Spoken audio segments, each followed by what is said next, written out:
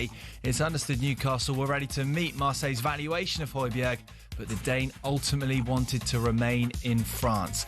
Elsewhere, Ronald Araujo's Barcelona former co-captain, he's signed his contract to join Liverpool on loan. There's a €55 million option to buy. Meanwhile, Amazon founder Jeff Bezos could be a co-owner of Liverpool as soon as next week.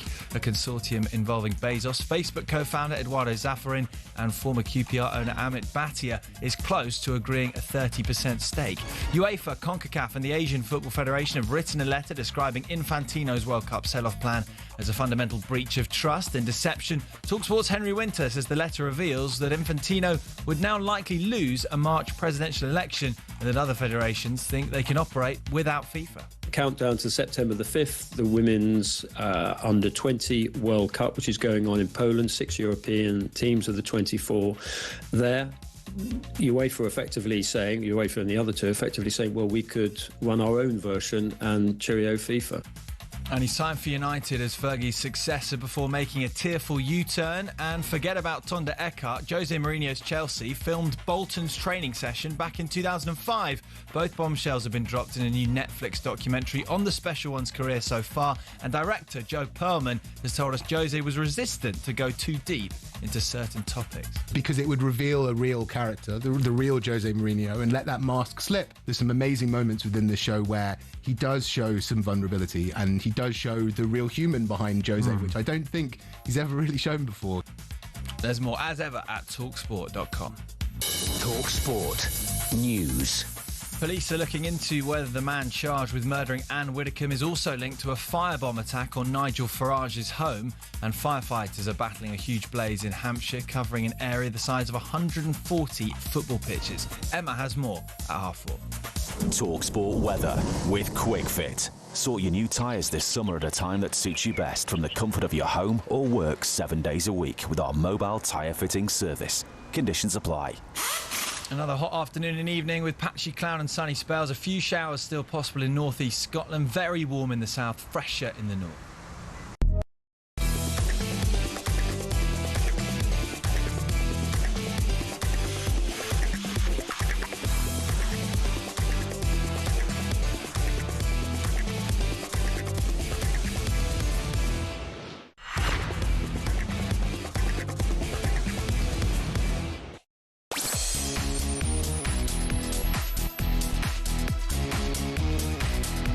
Yeah, good afternoon. You are listening to Drive on talkSPORT. I'm Agbonlahor and Gabby Agbonlahor is alongside me. Coming up today, we're going to be asking whether Liverpool fans are worried ahead of the new season. They threw away a 2-goal lead in pre-season again, all over the gaff.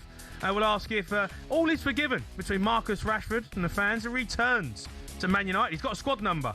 We're going to be joined by the producer of the new Jose Mourinho documentary. It's out tomorrow, and we're going to be asking where he would rank among the current Premier League managers. All that, I'll be getting stuck into Gabby because his beloved Aston Villa, well, they're selling all their best players. They've got Champions League football, should be kicked out. Shambles. It's the Drive on talkSPORT. Get involved in this show.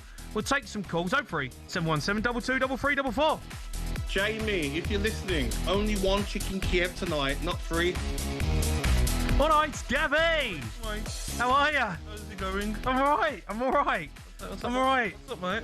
Ah, well, you know, I'm back off holiday, feeling good, feeling Really? refreshed. Really? Yeah. It looked like it.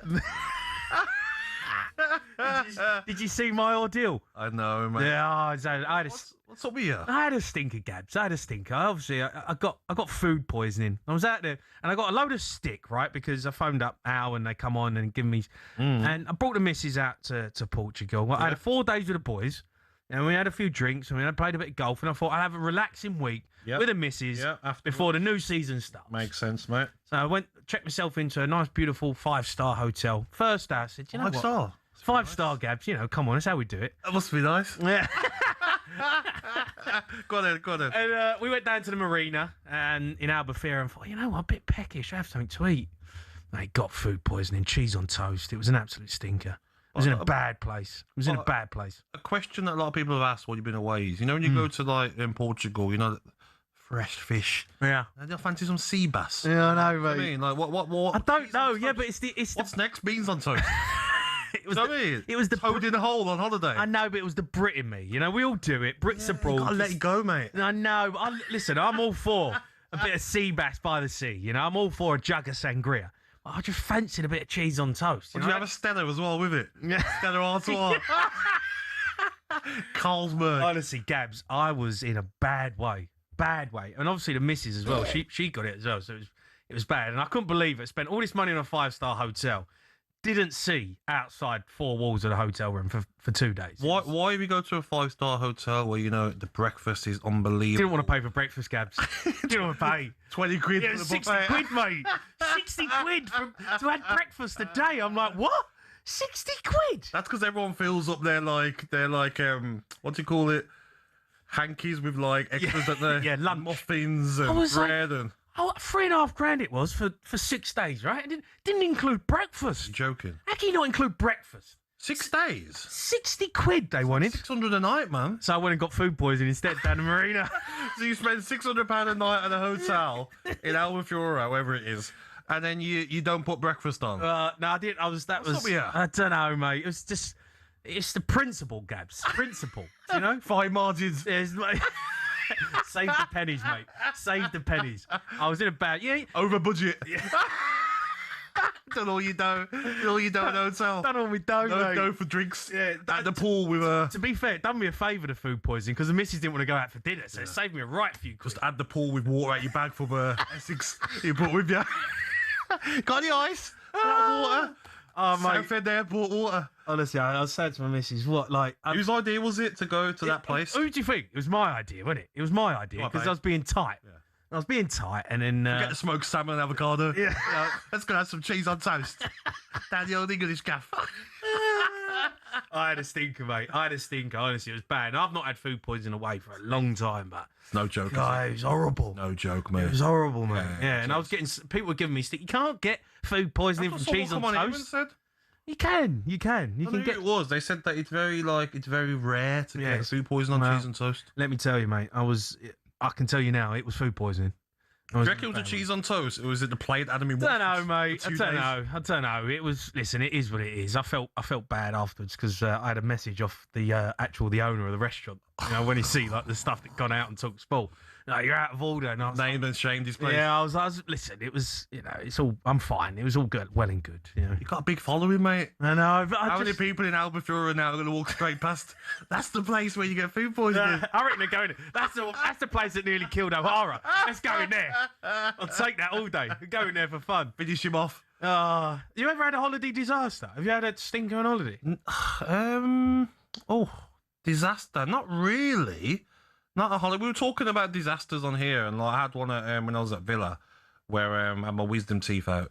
Oh, And then like the surgeon didn't tell me that, you know, the painkillers cocodamol. yeah, Like, you get constipation. yeah, yeah. So I was down in them, mate, like sweets. And constipation, mate. Steve Bruce is the manager, mate. I was like, Bruce, I can't quit, mate. Struggling. Just can't go to the toilet. Bloated. Anything, mate. Anything. I tried to go in the bath. Yeah. So like to go to the toilet, mate. Anything, mate. It was like I was pregnant, mate. I was in the bath like I was pregnant. Having a baby at home. And look, going to the hospital, mate. I had to get a catheter in. No way. Yeah. Oh, is that serious? Yeah. No. That was embarrassing, though, mate. The guy's asked me, the doctor, he's gone, how old are you? Yeah. And I've got a 31. He's gone, this shouldn't be happening at your age. Cocodamos, they Dangerous, mate. yeah, they'll stuff you up. Stuffed me up big time, mate. Yeah, a story of my life now. I feel like that every day. Just constantly feel Don't pregnant. make me laugh. Just laxatives in your coffee. Walking around the pool going, feel a bit bloated, babe. Feel a bit bloated.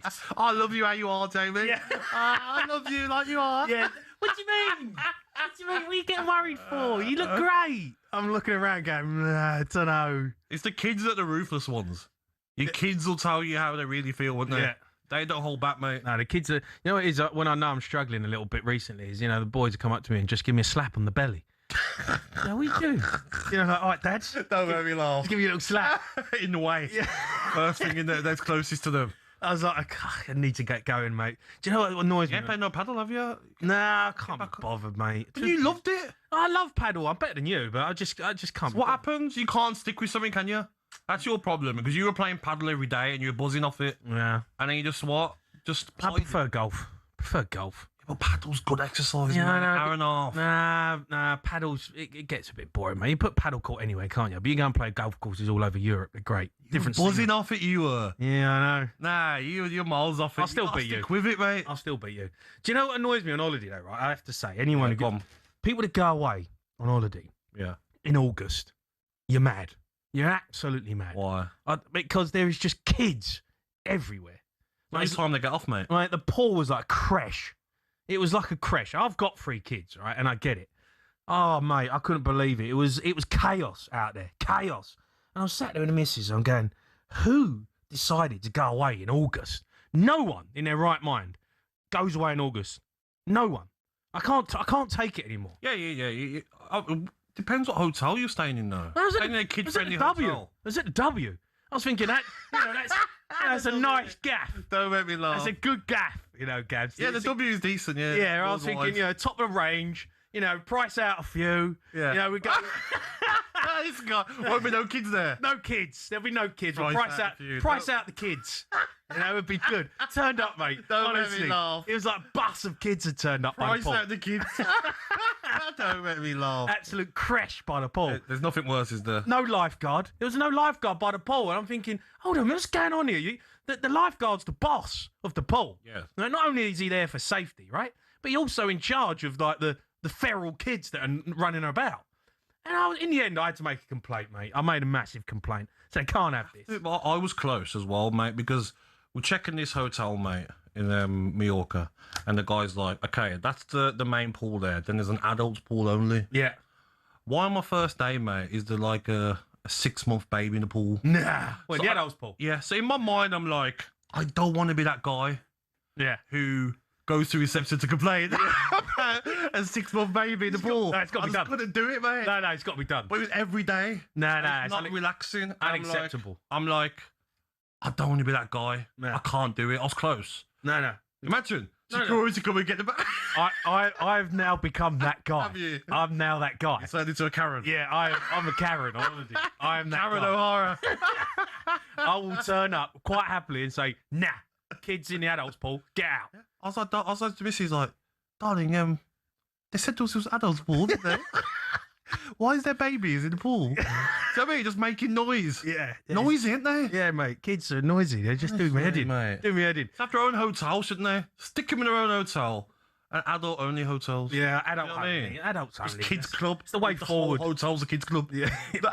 Crash. W is a crash. If you're going to go on holiday, crash in August. Let us know if you've got any holiday disasters. If you've been away, you're coming back. Oh, I mean, you don't want to be me out in Portugal. That was an absolute disaster. But Gabs, look, loads to catch up on, actually. Yes. Loads to talk to you about. We're going to start with Liverpool because second time in a row they've lost in pre-season. They were 2-0 up. Are the fans worried?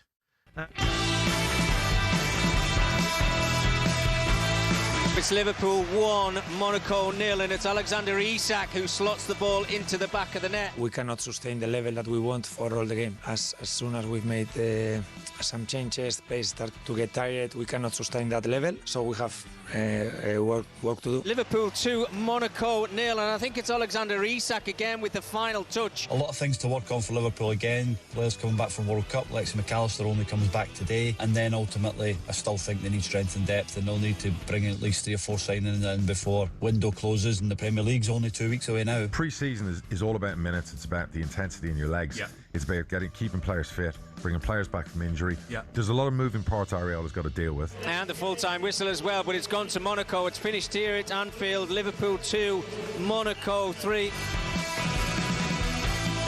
Yeah, Liverpool having a bit of a nightmare in pre-season. Head coach Andoni Iraola seemingly needing to strengthen the squad. They lost 4-2 to Leeds, so 2-0 up.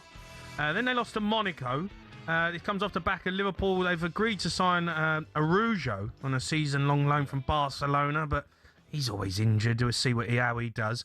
Andoni Iraola spoke to LFC TV after the game, said that his side is not fit enough to compete over 90 minutes. I think quite similar to the game we played against Leeds, no? I think we played a really good first half, especially first 30 minutes. But right now, probably we don't have much more in terms of the level required, no, to play like this.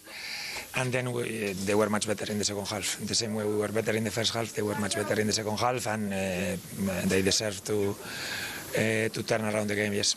I think we are, right now, especially considering, we won the first 2 games, but the last 2, we cannot sustain the level that we want for all the game. As soon as we've made some changes, players start to get tired, we cannot sustain that level, so we have work to do. There's Iriola speaking after the game. Look, in terms of pre-season, we know what it's like, guys. Pre-season, right? They change players, come on at half-time, and minutes in the legs. The result doesn't necessarily mean anything, but you want to get playing in some decent football. Is there a concern at Liverpool, do you think? I think, like you says, pre-season, I answered this question all last week. Should you look at results? Arsenal are losing games pre-season as well. It doesn't matter. I always thought that the game before the season starts, that weekend before, so say this Saturday or this Sunday, whoever you play, you know what? You want your team to be at it. Yeah. You want them to be fit and fresh. But Liverpool worry for me is that there's big pressure now on Isak. Ekatike. He's out for the season. Let's be honest. If he's back in February, he won't be the same until next season. Salah's gone, haven't replaced him. So Ekatike out. Isak, you have to show you're the main man. There's no other strikers. He's the only striker they've got. Wirtz, you've got to waive it for a season. You've got to score more goals. Doesn't look like he's that bothered about scoring goals. He makes good assists, doesn't he? He always makes nice little passes. He's good on the ball, nice flicks.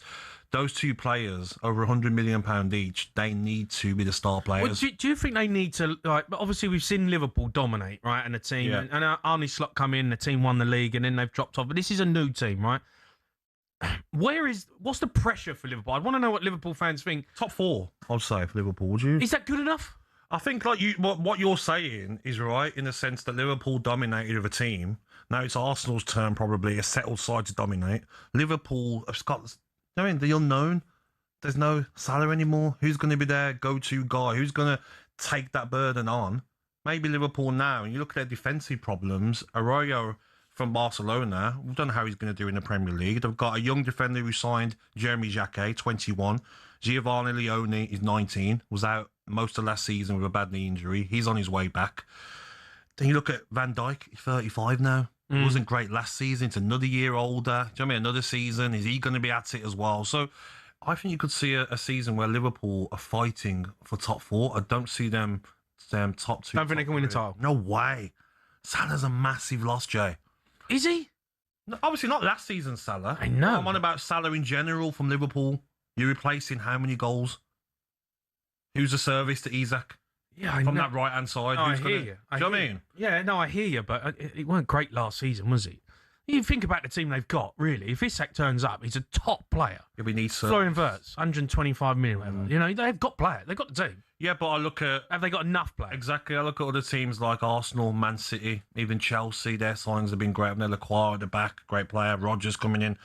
And I feel they're very left-side heavy, Liverpool. Ingamoa, Gakpo, Munoz. You know, they've got no one on that right-hand side who likes to play on the right. Yeah. Do you know what I mean? Salah played every game, didn't he? Yeah. Last season, he didn't play every game on that right-hand side. But I think you said to Liverpool now, looking at their squad of players, is top 4 a good season? And see how far you get in the cup competitions. They'll say, okay. But they're not used to it, are they? That's the problem. Wow. Liverpool fans might be like, what's he talking about, Gabby? We want to be like fight for title every year. Well, let's ask them. Liverpool fans, get involved. Let us know what is acceptable for you this season. You're a little bit worried pre-season? 03 717 22 33 44.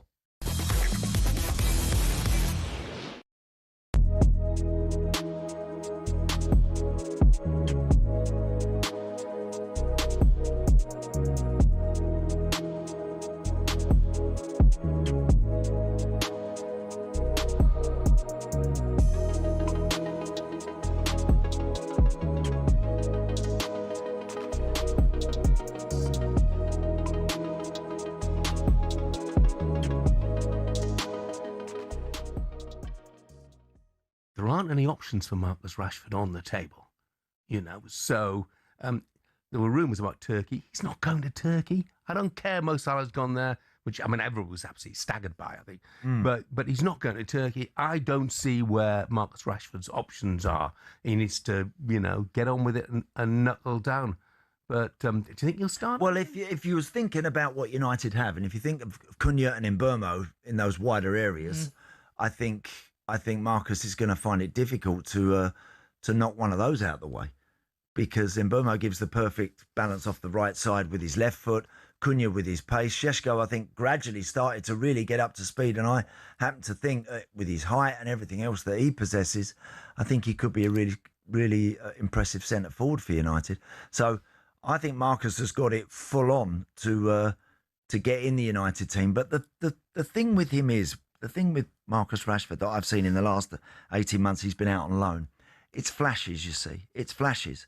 It's only bits and pieces. I don't think there's ever been a consistent thread running through everything that Marcus is doing. He had a little spell obviously at Barcelona, not easy to go there, and he did reasonably well. Same at Villa, but there has to be more at 28 years of age and to Marcus's game than just these little moments, cameos here and there for 10 and 20 minutes. And he's got to be more significant in any team that he plays for. That's what I think when I look at him. Undoubted talent, but it's just bits and pieces you ever see.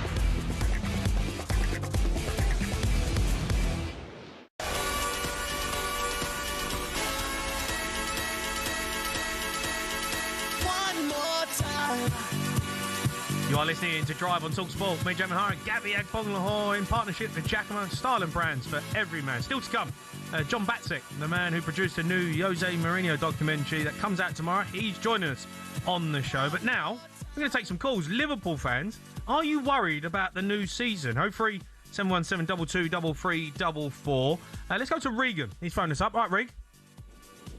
Hello, lads. You all right? I'm all right. I'm all right, mate. Look, you've had a bit of a sticky pre-season. Manager's coming out saying you're not fit. Do you feel like the squad actually is a bit thin? Yeah, for sure.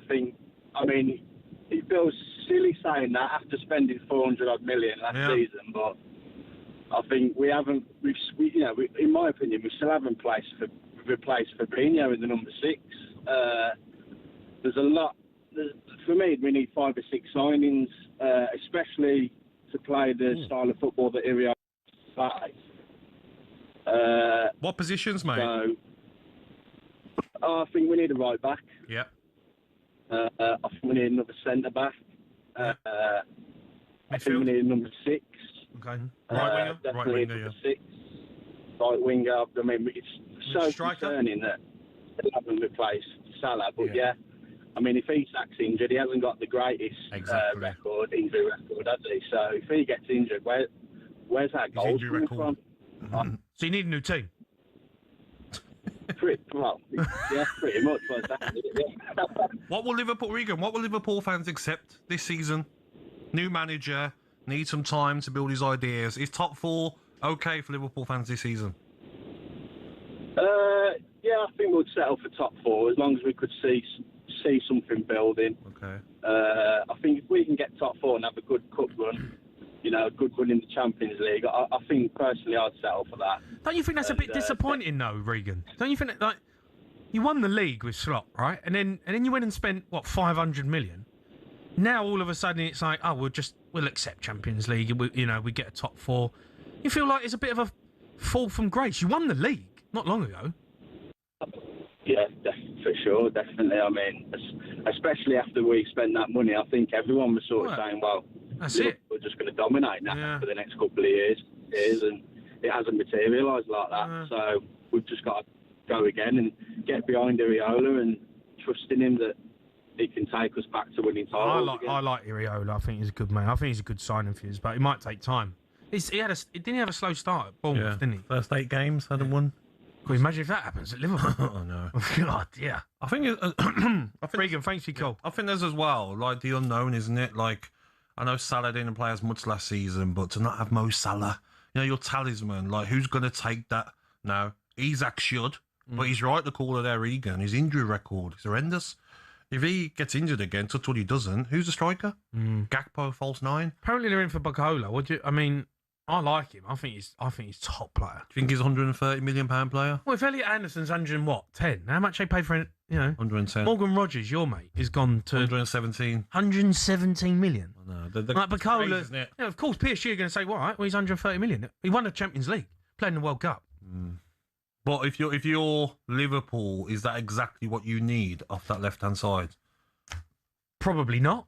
They need a replacement for Salah. They need goals. Yeah, they need goals. Do you know what I mean? Barcola I agree. I love watching him. I feel like if I was a right back, I wouldn't sleep the night before playing against him. He's rapid.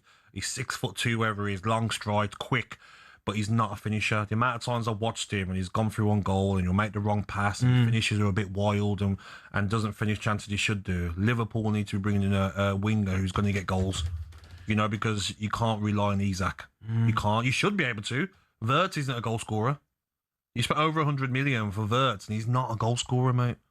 It feels like it's a bit of a mess. McAllister wasn't good last season. How's he going to come back after the World Cup? Szoboszlai is obviously a fantastic player. Gravenberch needed some help last season in that number 6 as well. I just can't believe that Liverpool, we're saying, Champions League. We'd take Champions League. I agree. Their fans won't like it. What? No. Most of their fans would be like 500 million. Yeah, they'll be like, no. We're not accepting that. I don't think they're going to accept some of the performances we saw last season with certain players. If you're not at it, that fan base, all the best. I agree. Liverpool, they should be looking higher, but I just think there's too many gaps. Even Van Dijk. What are they going to do next season? So if you've got Arroyo on loan, Van Dijk's got a year left on his contract, I think. Yeah. Then you've got Xhaka 21, Leone 19, and that's it.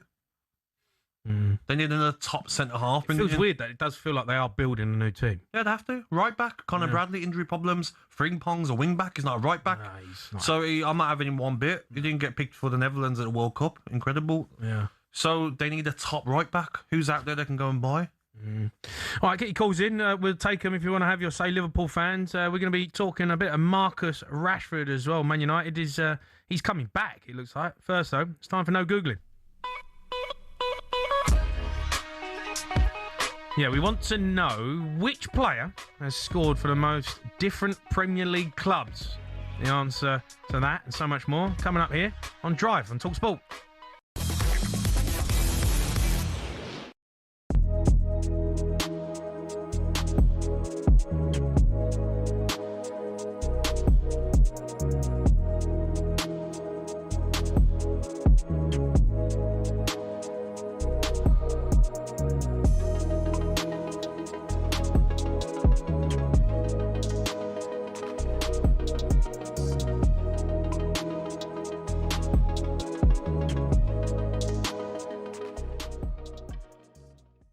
Max Dowman could be like it's like having a new player. What's that sound? Because surely this has to And be how many a season. players playing this side, by the way? Yeah. Tell me how many players are out there on that side where Downman was playing on the right a lot of the time. Do you know what I mean? I mean, they are just stacked, caked out wide. Do you back Downman to have... I mean, I think it was his breakthrough season last season, but he was The in 15th and out. breakthrough. Yeah, I know, it's absolutely mad. But do you think that this could be a season where he's regularly starting and making a regular difference? I think he's a special talent. I think he's at the right club. I think Arteta will... You know, they'll have a lot of games this year, and obviously, you know, Champions League as usual. You'll see him more this season than last season. You know, that kid is a star in the making, and he looks like he's made of the right stuff, and he's very exciting every time you watch him. So when you see players like him in Rio at Liverpool, you know, the future's very bright for the English national team, right? Without a doubt. I think that come January, Arsenal fans might be looking back at the Vinicius Junior story and thinking...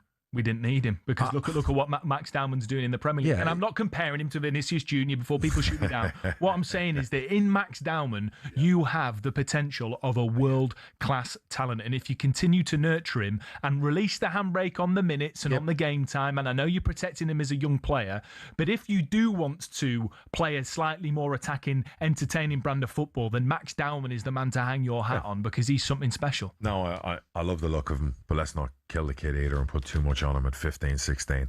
But they're stacked. I mean, I know everyone's worried about the left side, Martinelli, obviously Trossard's now gone and all those things, but I still look across their forward line and go, Arsenal could win the league again with what they've got.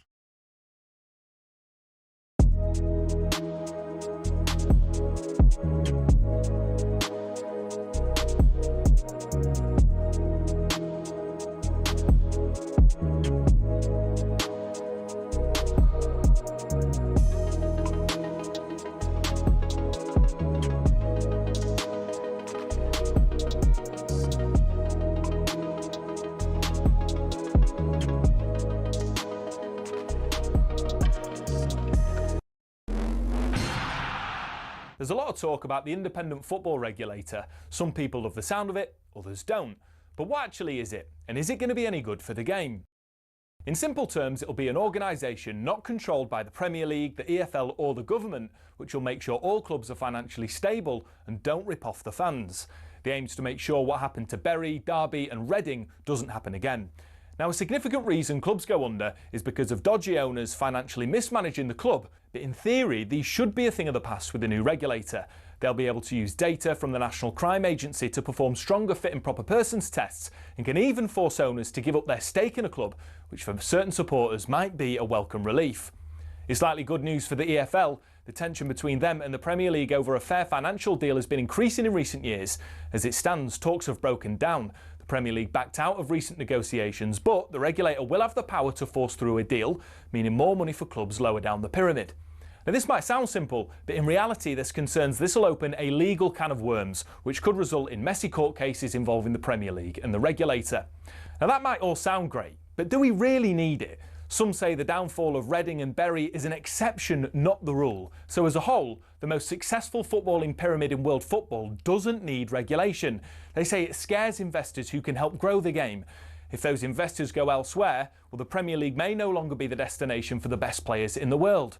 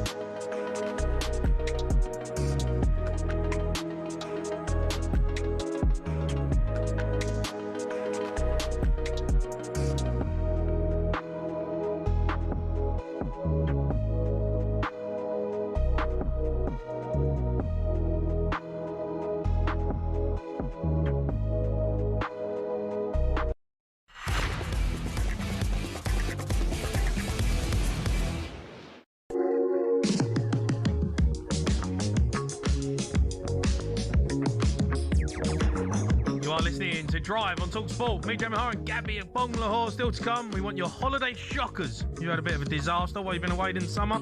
Give us a call, 03722223444. But first, before the break, we brought you the first of today's No Googlings. We asked which players scored the most goals for different Premier League clubs. The answer, Craig Bellamy. Scored for 7 clubs: Coventry, Newcastle, Blackburn, Liverpool, West Ham, Man City and Cardiff. I would have said Crouch, but yeah, Craig Bellamy. Who's a good player, Craig Bellamy? Top. Yeah. Remember when he ripped Rio in his last year? Was it one of his last years at Man United? Yeah. It was that Was it City, Man that City? weren't he? Yeah. Bellamy. It was sharp, mate. Sharp. Left foot, right foot finish. Horrible as well. Underrated. Yeah. Oh, mate, he had a mouth on him. Yeah. Oh, yeah. Whenever he played against Bellamy, he had a mouth on him. Oh, he would hammer defenders. It's weird that he's become Catch people off as well. Yeah. Oh, it's weird he's the become worst. like a manager, like he's Yeah. become, because he's a good manager, right? I remember him cashing one of our players off. Yeah. Our player said it after the game, Spanish player. It's like, you cashed me off. Yeah. I don't know why. Don't mind the cash. Don't mind the old cash off, though. Yeah, you've definitely given cash. Nah, never. Nah? Never. Never cash him off? Nah. It's like 80 grand a week. Nah, never. But some players did it though, didn't they? Yeah. You can see it as well, can't you? Yeah, yeah. They're doing it and they're like, settle down. Yeah, you just need to... Bellamy was horrible, but top player. Yeah, he was. Quick, strong. Rapid. Could finish as well. Yeah, Right, time to look at the summer transfer window with Giacomo. Game Changers on talkSPORT with Giacomo. Style and brands for every man. Yeah, some talking points, mate. Some transfers. Yeah. Here's one for you. I don't know how you get your head around this. Dwight McNeil and Brennan Johnson swap deal. Johnson joined Palace 35 million back in January, but will now head to Everton with McNeil joining Palace. Yeah, when I seen it, I was a bit like, I get it. Certain managers, certain players suit. Maybe David Moyes is looking at it and like he wants a bit more pace in the side, and he's going to use him in that way. And also Dwight McNeil, didn't he fall out with did his wife say something? Can't remember. I think there was talk of him potentially leaving though in January. Yeah, there was something, wasn't there? And maybe the new Palace manager maybe saw enough already. I like Dwight McNeil. He's not having him, yeah. Brennan Johnson has been a myth. Yeah. For a few seasons, right? Spurs, he didn't do it at Spurs, right? I know he scored, I think, one of our seasons, he got top scorer, but just like hides in big games. Hides. As well, Jay, you look at even like both of them, like their output, mate. Last season, 16 Premier League appearances for Spurs, 2 goals, 0 assists. Then at Palace, 0 goals, 1 assist, 4 yellows in 18 Premier League appearances. That's not good. But then Dwight McNeil, last season, 22 appearances in the Premier League, 0 goals, 1 assist. So he's not doing enough as well. Both of them is a bit like, I know, but you give us him, we'll give you. Yeah, we'll give you crap back. Call it quits. Yeah. No, but I like Dwight McNeil. Like, if I was going to pick, okay, their outputs. Sweet left foot. Yeah, stats, okay, fair enough. They ain't been good enough. But if I was going to look at a player on a football pitch and say, 100%. who would I rather? McNeil, I agree. I'd take Dwight McNeil. Yes, he's going to work hard, a lovely left foot. So he'd give you something. Score a screamer when he does, well. and he's got a very good left foot as well, making passes as well. Brennan Johnson. I agree. It's frustrating, isn't it? He's so frustrating because he's got all the attributes. Yeah, I agree. I watch him and I'm like, I know he had a hard time on social media. It wasn't nice. But when I watch him, I'm like, what? You're not using your pace. You're so quick. I was quick. Use it right.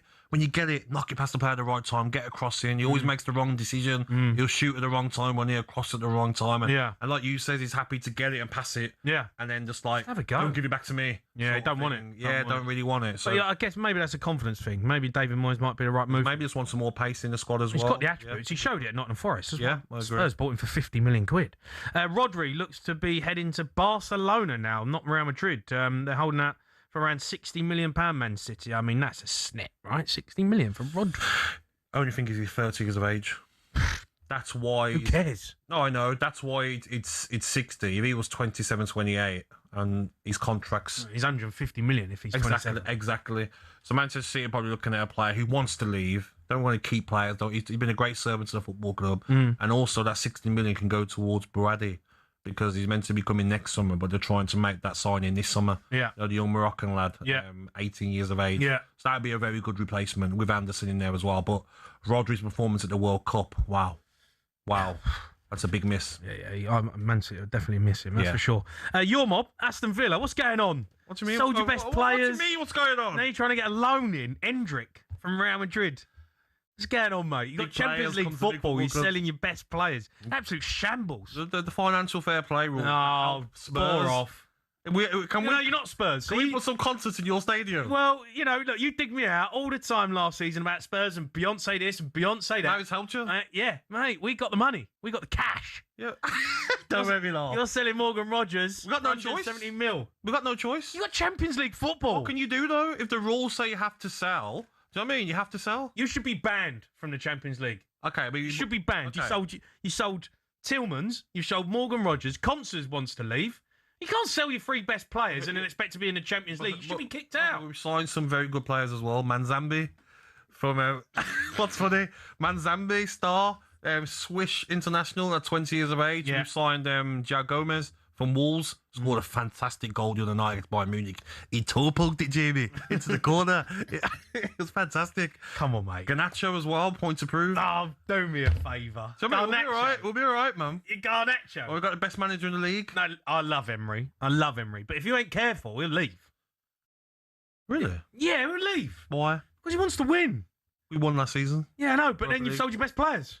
Yeah, but he'll understand the frustrating rules. Mate, He's come got on. owners. that wanna Eventually, spend. he'll go, what like Eddie Howe's done with Newcastle, he'll go, no, I've had enough. Isn't that what you want? And you're like your mob and like this so-called top six they call. You want that, don't Big you? six. You Big don't. six. You don't Top want. six, big six. But you don't want Villa and Newcastle. Do you know what I mean? Being a bit of a pain, do you? You want like you can't No, spend. yeah, keep you there. You there. Yeah. You can't spend. What Yeah. we go and spend. No, we'll spend the cash because we got it. No, keep you there. No, but it's not that we haven't got it. We've got it. We've got the checkbook, but we can't use the checkbook, mate. Yeah, that's the problem. Frustrating. Hendrick, though, he's been good loan, yeah. Yeah. Yeah, top player. Well, he's not a top player yet. He's He's potential. good. He's very good. Potential. But I don't think he's a Mourinho player, do you? They've signed Is he an Emery player? Yeah, I think he is, yeah. He signed Asensio on loan, didn't he? I think Hendrick would have a good game time at Aston Villa. But look at Real Madrid. Diamande's just signed. Rodrigo will be back from injury as well. You've got Vinicius, you've got Mbappe, Yeah, he's you've not got Brahim Diaz. You've got so many options, haven't they? He's not going to play there. So maybe a loan's best for him. Why don't you go and get Jack Grealish? I would love him to come back. But it's a question for if Jack wants to come back. It's a question if the manager wants Jack. Do you think It's a Jack would want to come back? I think he'd love to come back to Villa, yeah. He's a Villa fan. He loves Aston Villa. I would have him back tomorrow. Yeah. But is the manager got other ideas for that left-hand side? But we are short in that position, 100%. I'll take Jack over Garnacho any day. All day? All day, every day of the week, yeah. Yeah. I find The it manager's strange. got options. And then and it's the wages as well. What could, I know, how did he leave? I know, look, you got 100 million for him, but in terms of like the way he left with the board and everything, could he come back? Oh yeah. It was no problem. Like it was a Do you think release. fans would want him? It was a release clause in the contract that he left. I think majority of them would. Yeah, I reckon 90-95% of Villa fans would say yes. If he's going to make our team better, he's a Villa fan. And let's not forget, he didn't leave like in a bad situation. Got the club 100 million. They used that money elsewhere and You got want to him on buy the treble. players. Exactly. So I think it'd be an amazing signing. Just down to the manager if he wants him. Be interesting. Do you think he would? I hope so. But Emery might have different ideas for that left-hand side. So you've got Garnacho in. He's looking at Oh, someone he's else. your mate. Come on, just tell us. Come on, spill the All beans. Spill the beans. Get him out. I can't, mate. Come on, spill the beans. I know you've had a No, chat. mate. I know you've had that chat with him. No, man. I need to sit down with Piers Morgan. I need that sort of dough, mate, to spill the beans. I need 10 bags, mate. 10 bags? Yes, I'll go to W. Algarve like you did. Get something out of it before I give you the exclusive. No, I think there's a chance that he does stay at Man City as well because he knows Maresca. Maresca was a coach under Pep as well, so he knows him. So So he might feature there. So he could stay, yeah. All right. We'll see. That was thanks to Giacomo. Giacomo offers a full range of sizes from small to Gabby side 5XL. Game Changers on talkSPORT with Giacomo. Style and brands for every man. Let's go to Matthew, who's a Liverpool fan. All right, Matt? You all right, Matt? Hi, mate. You all right? I'm all right, Matty. Look, we're talking about Liverpool. Are you worried? Yeah and no. I'm worried in terms of our squad depth at the minute, you see, because in these games, it seems like the first half of we've been playing all our proper players, then we've been doing well. Yeah. And then it seems like the second half, we've been subbing all our fringe players on. And they are proving why they are fringe players, not being good at all. not been good. Not been enjoyable to watch compared to the first half of the game. I wouldn't look too much into pre-season. I get you want to have a decent spell, but I don't think it's like a massive marker. You know, like when the season starts, first 3 or 4 games, that's when you'll be like, right, are we at it or not? You know, and I think for players as well, it's still pre-season, right? They want to get fit, but they don't want to get injured. They don't want to overdo it. When the season starts, you'll see whether the boys are at it or not. You know, and if you're saying that they're starting okay and then the players are coming on and he's changing the side, I wouldn't be too concerned. You do need some players. I think you're a bit thin on the ground, but I wouldn't be too worried about getting beat. Do you think Harvey Elliott will get a chance, or would you like to see him leave? I'm not too sure with Elliott because he's had 2 years now where he's not really played proper, has he? Because he had that season when we won the league under Slot, and Slot weren't a fan of him for whatever reason. And then last year, I think it was a stupid decision to loan him out to Villa because he could have been like a shining star in what was a bit of a I do think, though, like I said earlier, mate, like your standout players, big money players, Isak, Wirtz, they have to show up because I feel like that Liverpool crowd won't accept another poor season, will they? No. Of course not. With Isak, he seems the one out of him and Wirtz who's more likely to hit the ground running this year. Yeah. Because even Wirtz in these pre-season games, like yesterday, for example, Wirtz, he looked dead slow. Fair enough, he might have nicked the goal, it might have been Isak's or whatever.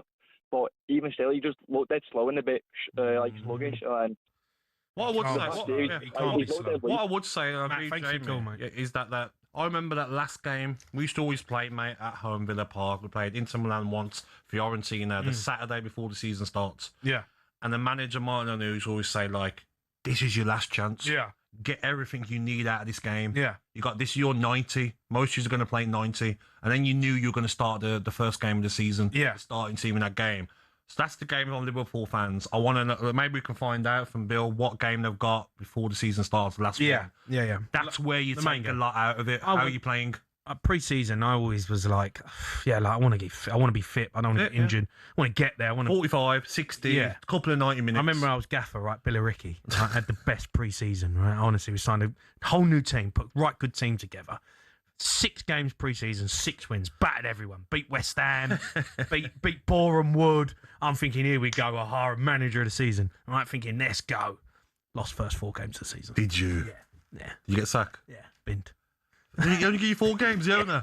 I know, maybe like I was had a 4 phone call saying, I think it's maybe we should part ways. I was like, was your heart pounding when you seen the number call? Yeah, got beat 4-1. I was thinking, here we go. And his name comes on the phone, and you're like, here we go. I don't want to see. I was like, the lads have killed me. Lads have let me down. Just trying to eat your Chinese on Saturday night. He's phoning you. That'll do, mate. We'll post your stuff. I was like, pre-season, mate. We won 6 on the bounce. I'm on fire. Beat everyone. Like, give me some time. I need time. Need more players. Need more cash. Let me laugh. Mercenaries in non-league. You should have brought Dino in to help you. Assistant manager. Dean Saunders. Like Konchesky is the assistant. He's useless. Did you crumble? I was like, Jenny Danger, put decent sessions on or what? What's going on here? Don't make me laugh. I had to bring myself on in one game. Did you? Yes, 110 kilos. All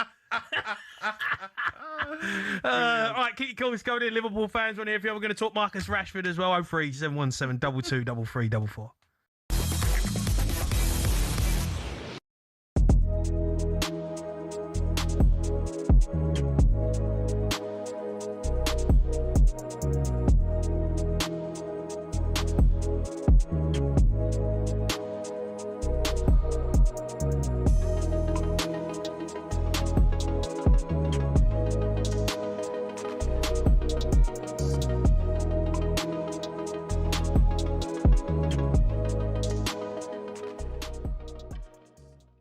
Jamie Vardy assessing all options. We know he was training at Leicester, but there was never a possibility of a return there. He actually had the possibility of doing 1 extra year in Italy, but it was subject on securing safety, so that never happened.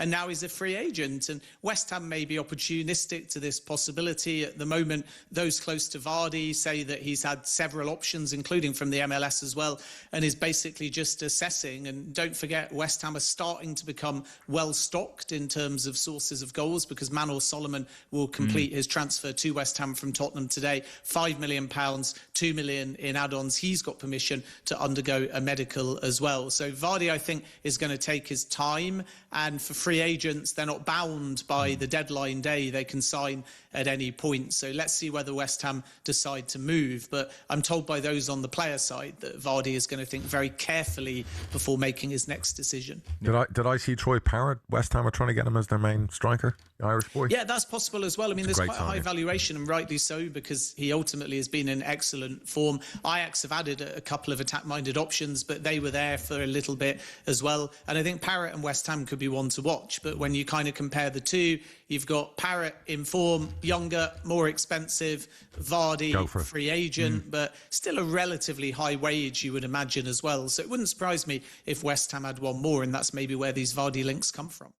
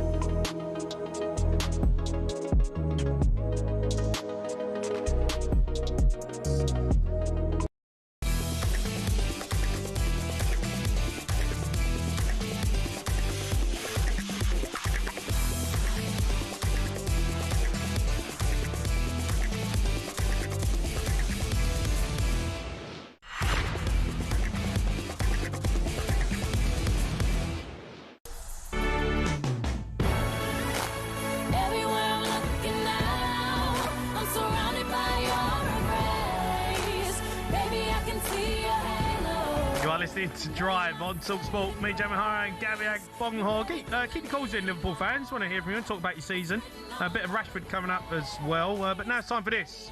Paddy Power on talkSPORT. Check out Paddy's latest offers on the Paddy Power app or at paddypower.com. 18 plus. BeGambleAware.org. The new Premier League season just around the corner. Let's look at the latest odds thanks to our friends and official betting partner, Paddy Power. There are 9 new managers in the league next season, including at Chelsea, Man City and Liverpool. Got some odds here, Gabs. Yep. Odds on Chelsea winning the title, 17-2. Odds on City winning the title, 11-4. Odds on Liverpool winning the title, 11-2. So Liverpool actually better odds than Chelsea, which I think Chelsea are actually in a better spot, right? 100%. Chelsea 1 game a week. Do you know what I mean? Just rest during the week on the massage table. Liverpool will finish below Chelsea, I think, in the league. Man City finish second, Chelsea third. Do you think Arsenal are going to win the league? Yeah, I do, yeah. I think it's done, mate. Do you? Yeah. Do you think it's over? Yeah, it's over, mate. Really? Yeah. They're that strong, man. They went and brought in Guimaraes as well, mate. Come on. Yeah, I hear you, right, and I probably don't want to admit it yet. Yeah. We ain't even kicked a ball. I know, They're the only settled football club in the league. Exactly. Right? That's what they've got going for them.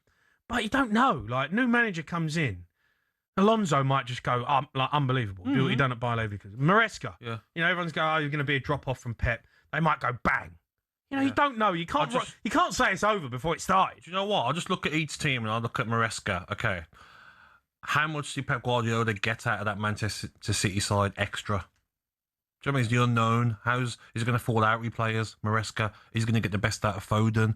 Do you know what I mean? Is Shirky going to be the same under Maresca? He's going to be able to control his ego as well. Like, there's so many unknowns at Manchester City with this manager. Chelsea, I agree. Lacroix, great signing. Morgan Rogers, great signing. Henderson and Welbeck experience. I think Welbeck plays more than what people think. But I still think there's holes in that squad. You know, you lost Cucurella at left back. You know, it's a big position to lose. Yeah. Chelsea. I still think they're missing maybe another forward as well.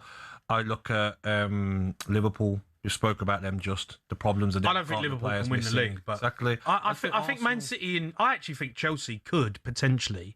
And don't forget Man United. Could be all right. Man United as well. I think Man United have been in and around that top 4 as well, mate. Britt Tielemans is a fantastic signing. Spurs as well. I think Spurs, if they can get a couple of forwards in, they really need some more attacking. Yeah, I know, dear Lord. He's still celebrating, I heard. The goal he scored against Chelsea pre-season. He scored a winner, didn't he, last minute? Good goal, mate. See it? Doing the chicken dance, I think. Running off. I'm like, if I was the manager, I'd drag him and say, relax, mate. Good goal, though. Great. Get out of here. But I think like, as well, Jamie, Arsenal as well, I just think they're favourites. And then you like Zubamendi, Lewis Skelly, Rice, and Guimaraes. Do you know what I mean? Like battling it out for the 2 positions, squad depth in midfield. Now. So they got a serious team. No, they have. They are the settled. They're the ones, aren't they? Arsenal that you like. I think they could dominate for the next couple of seasons. Nah, they ain't dominating. You don't reckon? Nah, they ain't dominating, mate. Come on, it's Arsenal. Come on, mate. They're not dominating. They just know what they're doing, mate. Dominate. Yeah, I think big word. Dominate. I'm saying dominate. They ain't Man City, Liverpool, Vault. They ain't that team. I think they can dominate for the next couple of years. Nah, mate. Premier Leagues, I'm not having it. I'm not having it. No way. Not having it. But they just look settled, mate. Yeah, you can be settled. No one's trying to leave the Arsenal at the moment. No one's trying to move on to. They're set piece FC. Remember that, all right? Like they are still. They all got their hopes up about Vinicius Junior. All right, coming into the football club, signed a new 6-year deal. All right, they signed Bruno. He's a top player. I like him. Come on, they some of their games last season, mate. They were garbage. I agree. They're not blowing teams away. Who's gonna be their closest rivals this season? It's gonna be City, isn't it? And Chelsea. Man City, Chelsea, I would imagine. Yeah, maybe Man United. Man United need to sign some players, but Man United could. They could. I'm not having it. I'm not having it. You're giving Arsenal the title already. I'm not having it. Yeah, but I think the odds will probably back me. If they find out the odds, if they got it on odds here says Gabby's talking guff. A bit of Eddie Howe. He's left Newcastle. Yeah. Odds on his next job: Everton 4-1, Spurs 9-1. I don't know why we're in there. Yeah. Nottingham Forest 11-1. Return to Bournemouth 16-1. I don't think he's looking at any of those clubs and wanting to manage them. I know you'll say Spurs. We'd love to manage Spurs. I don't think he'd love to manage Spurs. No, he'd love to look bigger than Spurs. What? I think Eddie Howe would look up bigger. I think he's looking at He's bigger than Spurs? Manchester United. Oh, mate, do me a favour, Gab. Shut up. Of course he is. What are you on about? Eddie Howe's not bigger than Spurs. I think he's looking. What are you talking about? I think he's looking crap. If he's looking at Newcastle, if he's looking at a managerial role in the Premier League now, he's not looking at Spurs. He would jump at the opportunity to take Spurs' job. He would be banging down the door to take over at Spurs. Talking about? Yeah, what do you mean we're talking about Spurs? Just spent £100 million on his best player. So what does that mean? He's going to want to come because Tonali's come. Oh, Gabs, don't say he's holding out for Manchester United if he's going to join you. Okay. Eddie Howe would jump at the opportunity to take over at Spurs. We don't want him. We've got De Zerbi. But Spurs? What are you on about? Oh, mate. Relegation battle? Shut up. Mate, you know what? You know what's good news? Condi's back tonight, mate. I hope he's listening to this while he's doing his prep for his show. Mate, come on. Who's Condi? Eddie Howe would not wait around now, out of management, and say, I want to go to Spurs. He's going to be looking at Michael Carrick, see if it doesn't work out with him, and say, Manchester United, perfect. Or the England job. He's going to Spurs. Oh, Gabs. Tottenham Hotspur. You are. Are you winding me up? You are talking so much. You spent loads of money. That doesn't matter. Like, it's still crap. It's still Spurs. Exactly. It's a massive football club. Way bigger than Newcastle. He'd jump. He was a Bournemouth manager. But you can't say he wouldn't take over at Spurs. Not a massive football club, Jamie. When Leicester Spurs won a league title or a Champions League. Oh, Gabs, don't. They're not a big football club. Oh, Gabs, shut up. Come on, mate. Shut up. That's it. With Charlton's your number 9. What you on about? Good player, mate. Good player. Brazilian international. Yeah, Brazilian international, mate. Good player. Can we break? Bill, can we break, mate? For all the latest offers, and to find out more, go to paddypower.com. 18 plus, be gambler with Deary me. Paddy Power on talkSPORT. Check out Paddy's latest offers on the Paddy Power app or at paddypower.com. 18 plus, begambleaware.org. Right, up next, we've got Eddie Howe coming on.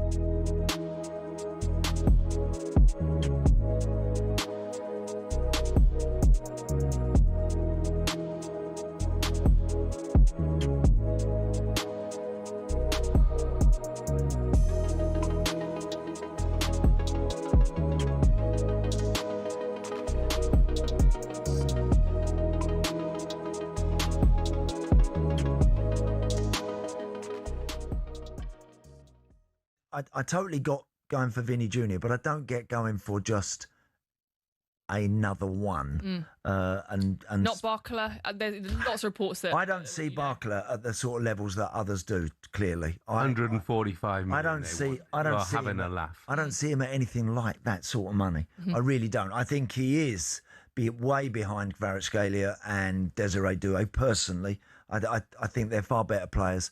I don't think he's got the end product in his game to warrant 140 odd million quid. No chance. And I don't think I'd swap Martinelli for him. I think I would. For Barkla? No, I'm honestly, because I think Martinelli knows this division, has proven himself now to be a valuable member of Arsenal's team, and I don't see that it's that much of a massive trade up for the sort of money that they'd need to invest in him. Yeah, I mean, I have to disagree with you there, Andy. I think Martinelli, for me, I've just run out of a little bit of patience with him. 1 goal last year in the Premier League. He was good in the Champions League, but this has been an area that Arsenal have struggled with for a number of seasons, and I think it will be really, really disappointing for Arsenal not to address it in a bigger way than they've done already. Solis has shown some really good signs in pre-season.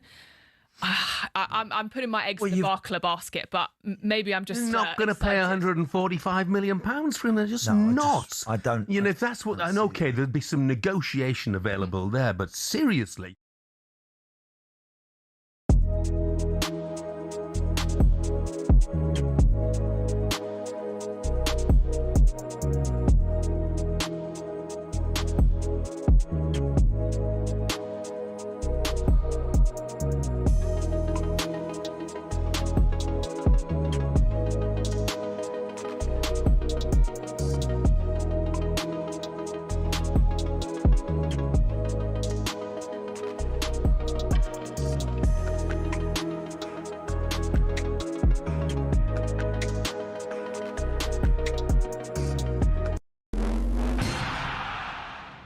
Life after football. For a lot of players, it means going into punditry. Some turn to coaching or working in the game in other ways.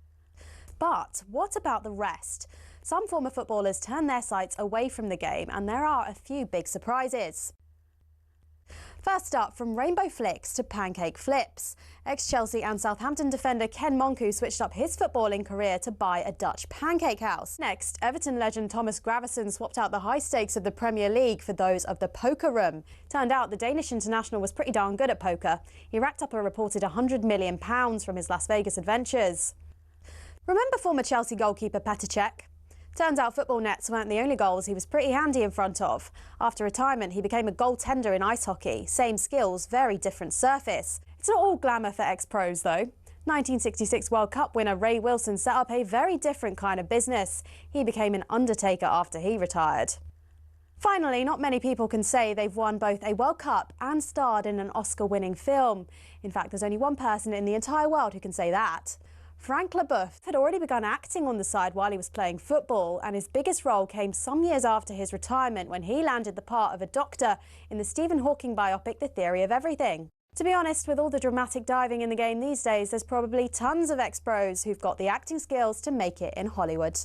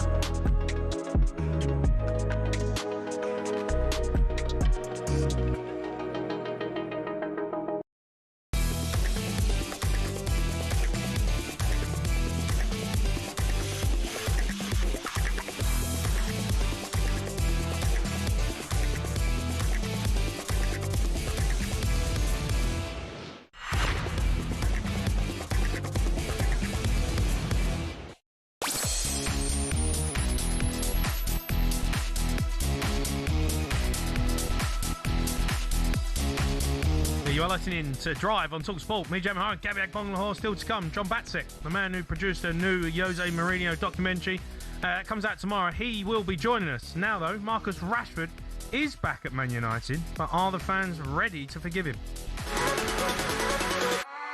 Rashford! And they found a way again!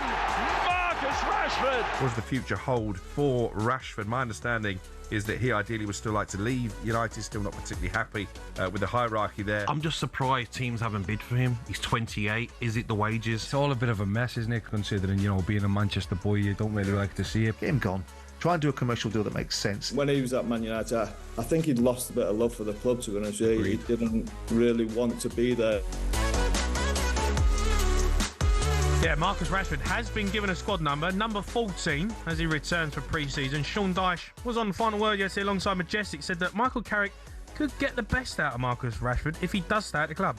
I think the Rashford thing's an interesting one, and it's well, what I would say is the manager now in place, if anyone's going to get an arm on the shoulder, not literally, because he might not need that, by the way, I'm just imagining, like that discussion process when you speak with the player and go, look, why not come back and revive yourself once again? Yeah. Because he can under a new manager. Different feel, different management style, different people around you, and that sort of thinking. Rashford, he's still a good player. Amazed he didn't get a bit more time in the World Cup, personally, because of his direct running and his direct carrying of the ball, and he's an effective player. Whether he can go back and get it going again, we'll have to wait and see. But I think he'll probably be in good hands, I would imagine, with familiar faces around him, you know what I mean, at the top. I love having Sean Dyche on talkSPORT. Yeah, he's good, isn't he? Oh, he's like having he's a current Premier League manager, really. Insight. It's a great insight into how managers are really thinking. Marcus Rashford. Yeah. What's your take on him? Because I think they should be keeping him. Yeah. So last season, Jamie, I watched a lot of Marcus Rashford at Barcelona. He was starting certain games when Rafinha got injured, then ended up on the bench coming on. But if you look at his stats last season, 32 La Liga appearances, 8 goals, 7 assists, and 5 goals, 3 assists in 11 Champions League games. So the stats are decent for the amount of minutes he was getting and starts he got. The season before that, he spent half the season at Aston Villa. I thought he'd done very well at Aston Villa. There were some games where he was a bit quiet, but that game against PSG where we won, but we obviously got knocked out on them goals. Was frightening. It was frightening in that game. When he's happy and he's got the right manager managing him, he's still a massive threat. He's 28. Do you think his time's up though at Man United? He goes back. And he's gone to Barcelona. I thought he'd done all right at Barca. I think he should have signed him. I think he's better player than Gordon. 100%. But do you think his time is moved on? Do you think everyone's moved on from Marcus Rashford at Man United? Or do you think that Carrick will look at it and go, well, if I wanted to sign a player like Marcus Rashford, it'd probably cost me 80 million. Do you know what? I think in a perfect world, they would love to sell Marcus Rashford, but his wages must be gigantic. That's the reason why Barca haven't signed him. Yeah. Because you're going to have to offer him, 28? He's going to want a 5-year deal. And no one's going to give him those wages for 5 years. So Manchester United looked at it and says, okay, we haven't got the offers in for him. We need a left winger because we've got none. Because Konya likes number 10 more than on the left. Yeah. So Michael Carrick knows him. It just makes sense. And Michael Carrick now has to sit him down and say, listen, I know you were number 10 before, Kunya's got the number. You've been given number 14, but you know what? I'm going to give you another chance. But these guys up here watching need you to be hunting down the ball. They need you to be coming on if you're only getting 20, 30 minutes and not sulking and running around like you're buzzing to have another chance at Manchester United. If he shows that, fans, they forgive Jamie. Do you know what I mean? He's not done nothing horrific, has he? He wasn't working hard. He didn't look like he wanted to. The whole club was in disarray. Exactly. So if he scores, or if he's ratting around and he's pressing and he's on what everyone else is doing, the local lad is a Manchester United fan. Yeah. He deserves a second chance. Like, give the guy a break. Anyone who says he doesn't is miles off it. Give the guy a second chance. All right, Man United fans, what do you think? Let's go to Joe. He is a Man United fan. All right, Joe. Good evening, Joe. Joe? Good evening, Jamie. Can you hear me? Yeah, I got you, mate. What do you think about Rashford? Yeah. To be honest, let me just say one thing. You're my favorite guy on TV, Jamie, and I'm not saying it to do anything, but I like the way you handle everything. You and Conde. I agree. You see, Rashford, I won't take him back for anything. Straight up. You cannot bite the hand that feeds you. Simple as that. He disrespect Man U. How? He went elsewhere and Garnacho. How did he right? respect Manchester United? Disrespect. He did. How? Gabby, let's not go into that. When he wasn't playing under Ruben, right? You sit down. Kobe was there as well. Not every manager will like every player. We've seen it. A manager will come in, buy a player, the manager gets sacked in 3 months, the player become what? Look at what happened to Brendan Johnson. You understand? But you talk about Kobe Manu. I mean, Amorim weren't having him, and then he got binned. And Carrick comes in, loves him, plays every week. Exactly, Jamie. You made a good point there. The same thing happened to Rashford. How come he didn't keep his mouth shut? Right? Wearing Villa shirt, blah, blah, blah, blah. If the manager don't like you, that's the thing. You sit down there, collect your money, 300, whatever you're getting paid. I will never take him in United. He's not good enough to play for Man United. He is. I'm telling you that. Well, he is. Rashford's not good enough. If you disrespect, if I have a child that disrespect me, you're not getting anything Hold on, from you me. say have disrespect to say Man United, sorry. right? Hold on, Joe. You say disrespect Man United, right? He went out on loan to revitalise his career. He went and won the league. I don't... I have no problem with that. I have no problem. But when he wasn't playing, look at the commotion he was causing, him and Garnacho, right? Behind the scenes. You don't do that with your team. You become part of the team. So you don't believe in second chances, Joe?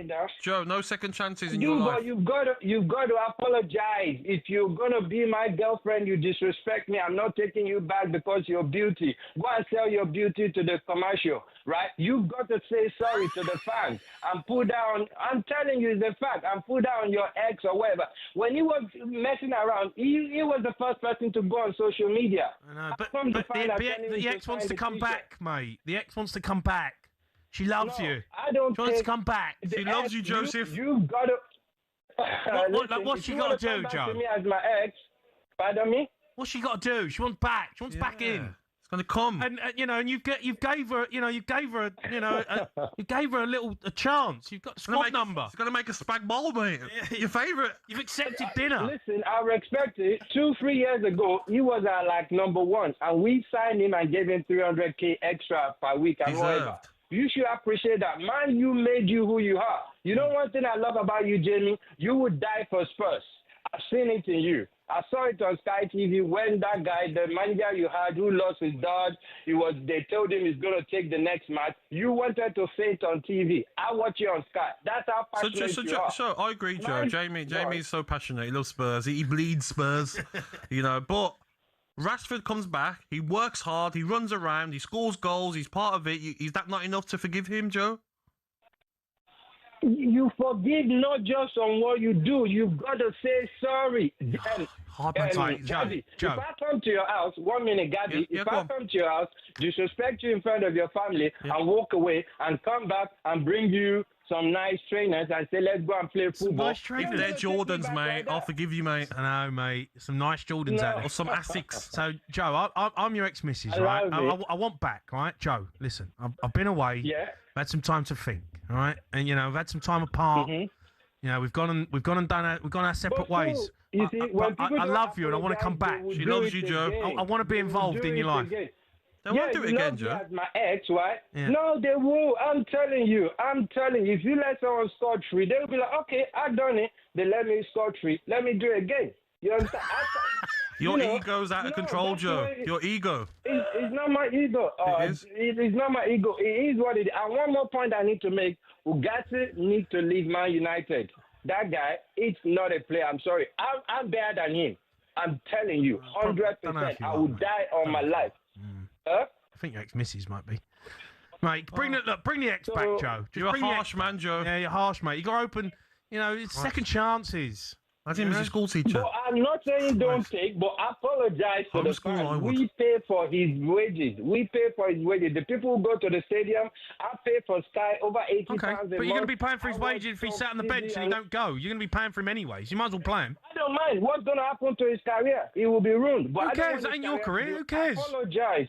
Jamie, apologize. It doesn't take anything. You can go online and say blah, blah, blah. Go to the same social media and say, Man United, I'm sorry, and whatever. Well, Rashford's going to bring in 100 roses for you, Joe, just for you. Just 100 roses, and it's all well and good, and he's back playing. Thank you, Joe. Thank you, cool. Man United fans, you can have your say on Marcus Rashford. Give us a call, 03717 22 33 44.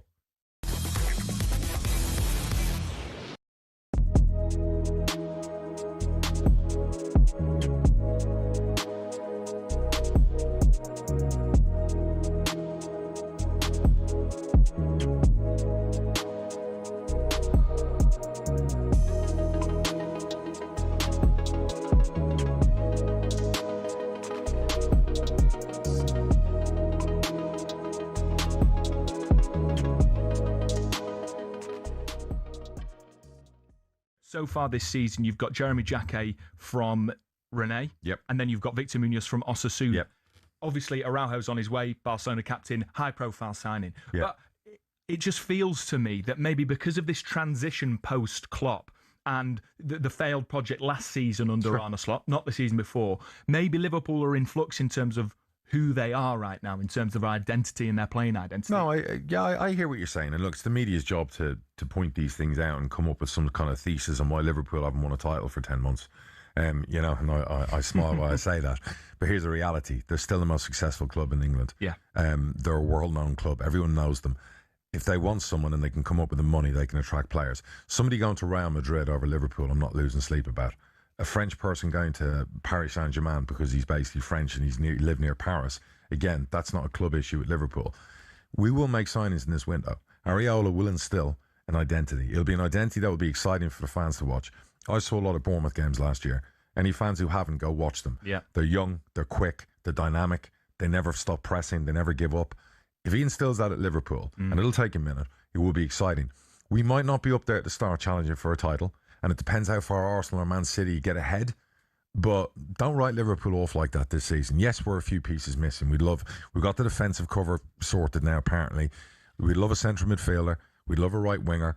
We'd like a little bit more strength and depth through the squad. But I still think good things can happen this year. And pre-season games have no reflection on how our season's going to go. Yep.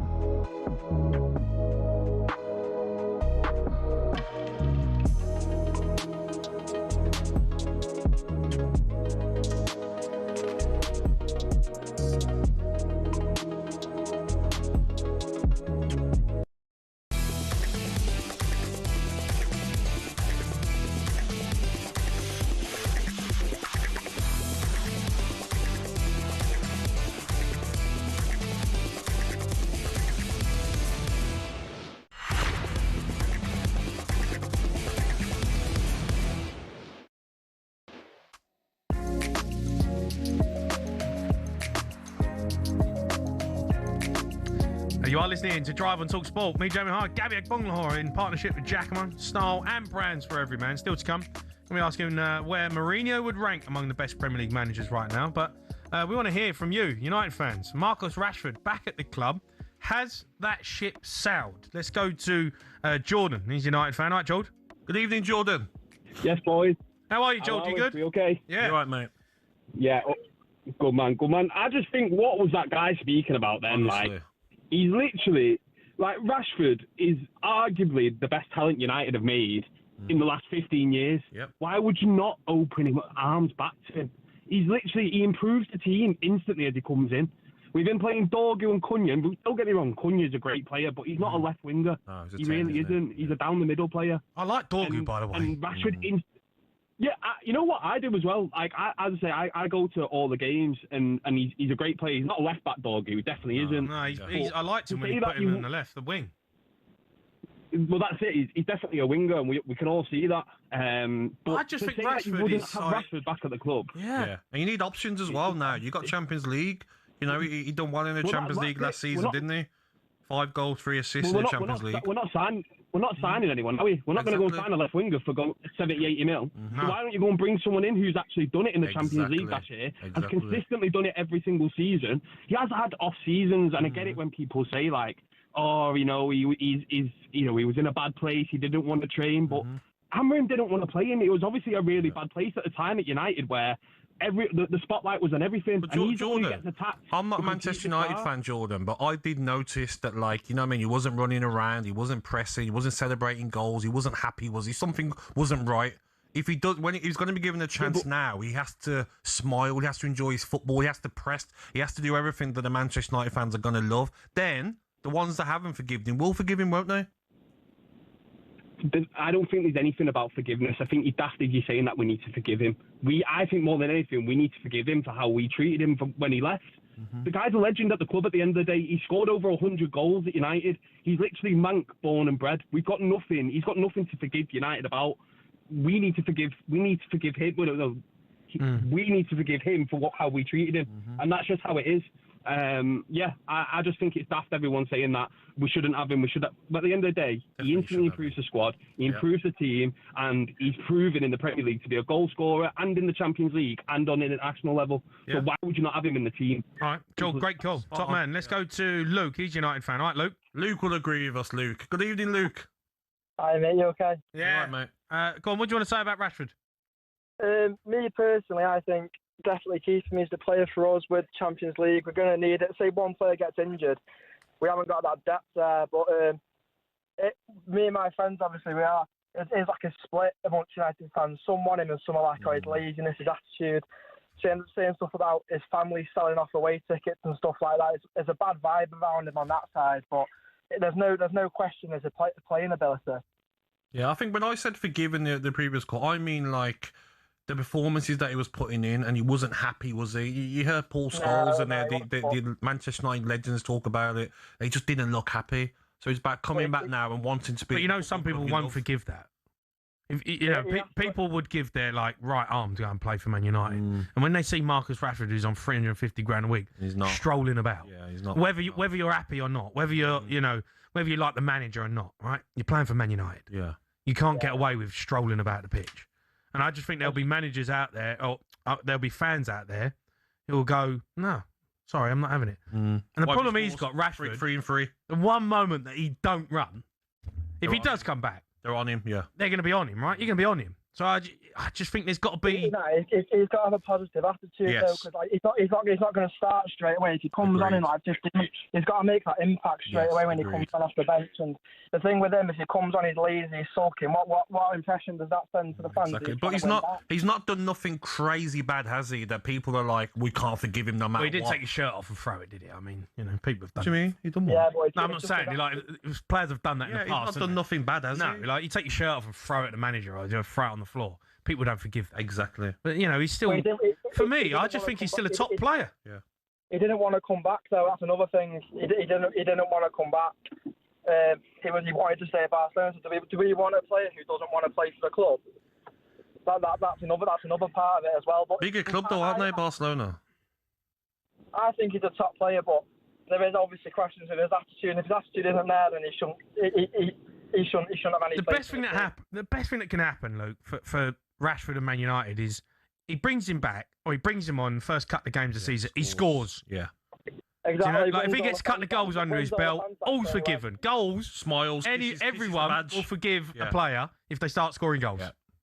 Exactly. Yeah, I agree with that. He needs a fast start with a good attitude. Agreed. Yeah. All right, Luke. Thanks for your call. Man, Luke. Let's squeeze one more in. We go to Mark. He's a United fan. All right, Mark. Good evening, Mark. Hello, guys. All right, How's Mark. it going? Hello, Mark. Good, mate. Go on. What do you want to say? Yes, look, I agree with most of what's being said. I think it's really important. The first caller that was on talked about how Rashford had disrespected United, and you guys questioned him on that. How's he done that? Look, he did that nearly every time he set foot on the pitch for a period of time. When the head was down, he was sulking. He wouldn't track back.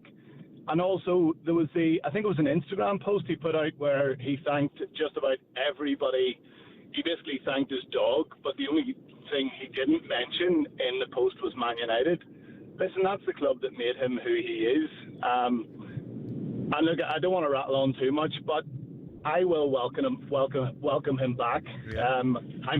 I think he's a brilliant player, and I think he's got to prove his worth early in the season.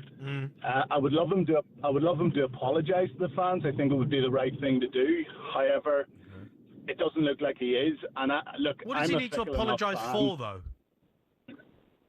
For being disrespectful to the club. In what way? You know, that Instagram post was so disrespectful. I think he thanked Unai Emery, he thanked Barcelona, he thanked so many different people. Good manager, Unai Emery. Mentioned. Oh, I totally agree. Possibly one of the best in the league. You'll not pull me into Gabby. Whenever there's a good manager, I'll hold my hands up and say they're good, whether they're fellow managers or not. You know. I just think if Michael Carrick gets hold of Rashford, and all of a sudden he gets him on side, gets him on board. Rashford turns up with a fresh mindset. Yeah. I just think you got a star player. Do you know what, Jimmy? Make it like a new signing, new beginning. You were joking with the first caller about trusting your girlfriend. It descended into a wee bit of banter with him. Yeah. And it is a wee bit like that. We need to learn as fans that we can trust Rashford, that he's going to come on every time he's asked to put on that shirt, he's going to give his all for the badge and for the team. So, if he does that, is that enough of a sorry for you if he does that? Yeah, listen, I would love him to apologise and say the word, but if he apologises with his actions and shows... All right, Mark, listen. It always is. Jamie never apologises when he stays at golf too long. Comes in, that's my dinner. Never apologise, mate. Never apologise.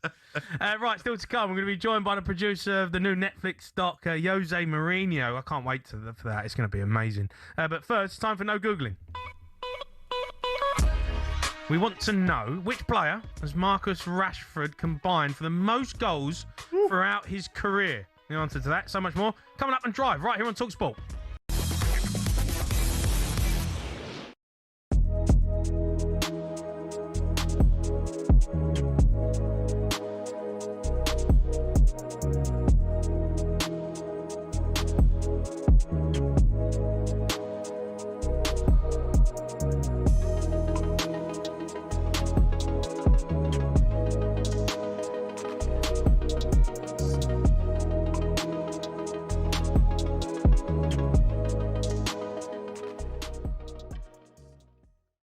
Steve gets in touch with the United fans. He says, boys, with Rashford, we've been down this road so many times. We've sang his name, give him over 300 grand a week, backed him and watched him stink the gaff out week after week. Body language is such a huge part of football. It is. I can't sit in the Stretford end again and watch him sort of mope around and sulk on the pitch. He's worked hard for any club who'd take him on loan over his supposed boyhood club. We've been down this road too many times. Shake hands, get him out the door ASAP. Do you understand that sentiment from some Manchester United fans? Totally. I totally get it. Yes, he's burnt his bridges there. I get all the reasons for it, and he's done himself no favours whatsoever. Like I said, the player had potential to be top.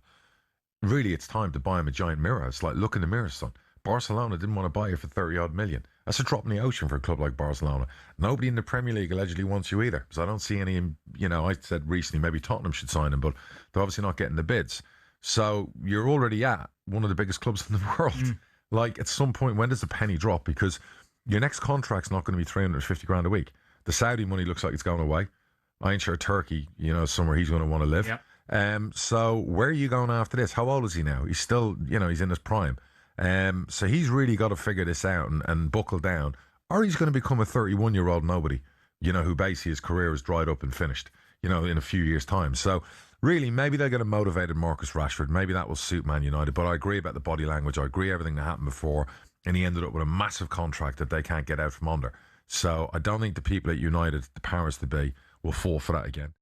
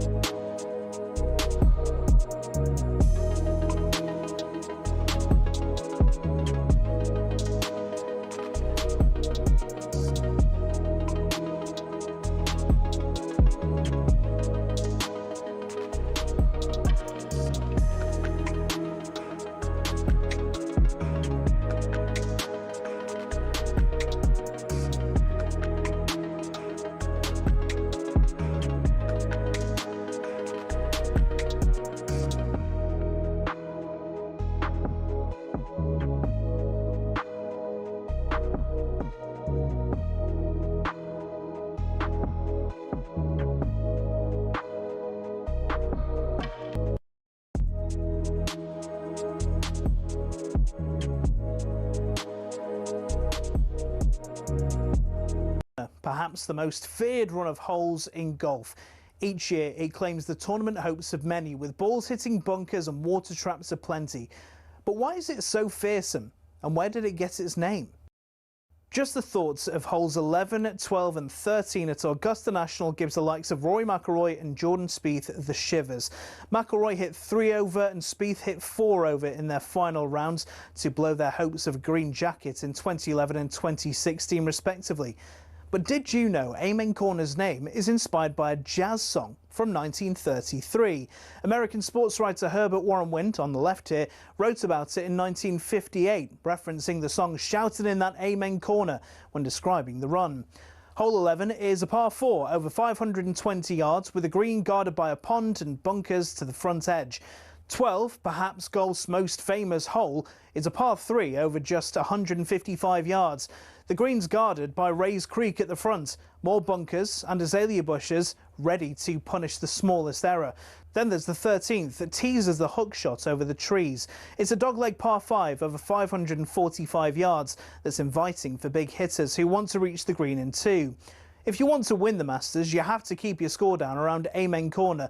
So who'll be the next to fall victim to golf's most famous and most daunting challenge?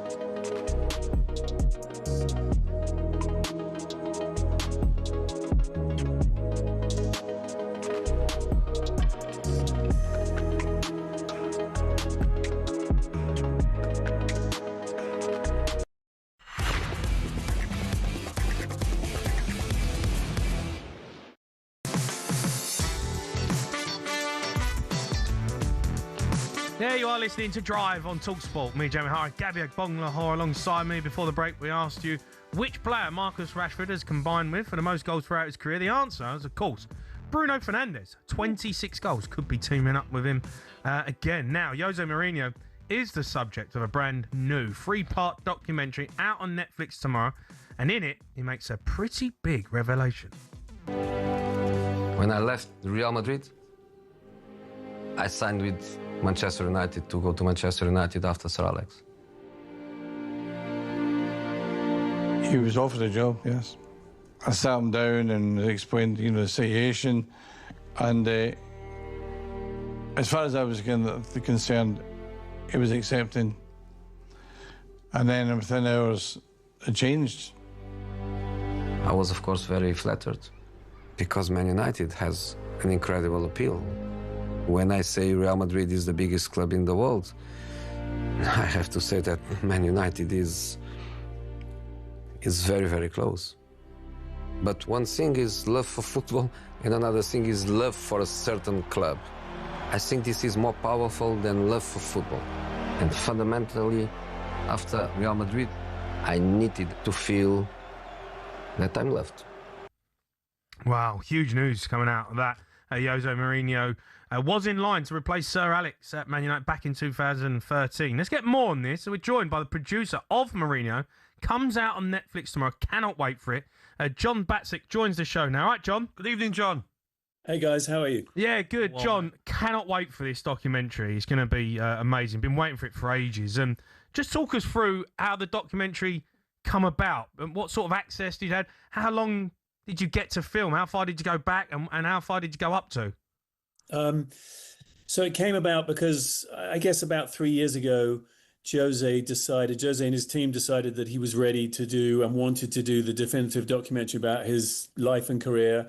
He was sort of auditioning various production companies, and they reached out to me to say, you know, would I be interested in coming to be one of the companies who pitched for the series?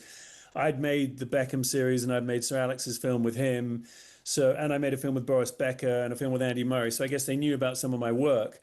And so I went to meet Jose at the Chelsea Harbour Hotel, and I gave him my pitch, which I'm embarrassed and slightly ashamed to admit to you guys. The final line of which was, I looked him clean in the eyes and I said, look, Jose, if you want one of the bottle, then go with one of the other production companies. But if you want a special one, you need to work with Venture, my company. Well, it worked. Brilliant. Yeah, brilliant. It did well, and I'm a mad Chelsea fan, so I think I can be forgiven for that, maybe.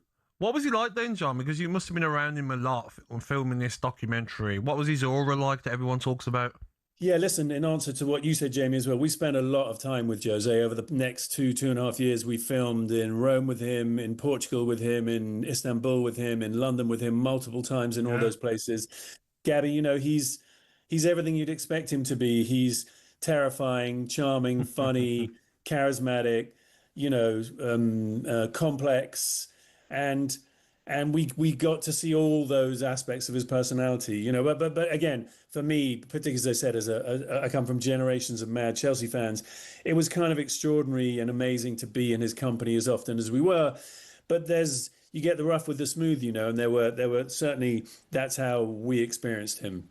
Yeah, I guess over the last 3 years, in terms of seasons as well that he's had, it's been up and down for him as well. So I'm expecting some drama, right? Because he's had some good times, but he's also had some bad moments. Yeah, no kidding. I mean, the first interview we did with him, he'd just been sacked by Roma in Rome. So that's where we started. And yeah, in some respects, we've followed his career through Roma, through Fenerbahce to Benfica, and some would say, and in some respects, episode 3 of our series says, you know, is this the moment when Jose is no longer at the top table? You know, has he seen his best times? Has he seen his best years? And of course, Jose being Jose, at the very end, just happens to get the biggest job in world football. Unbelievable. And interestingly enough, though, through those years, it was very clear he felt these are the jobs, the Real Madrid jobs, the Bayern Munich jobs, those are the jobs he thinks he should always have been being given. Yeah. So he's exactly where he thinks he deserves to be right now. Yeah.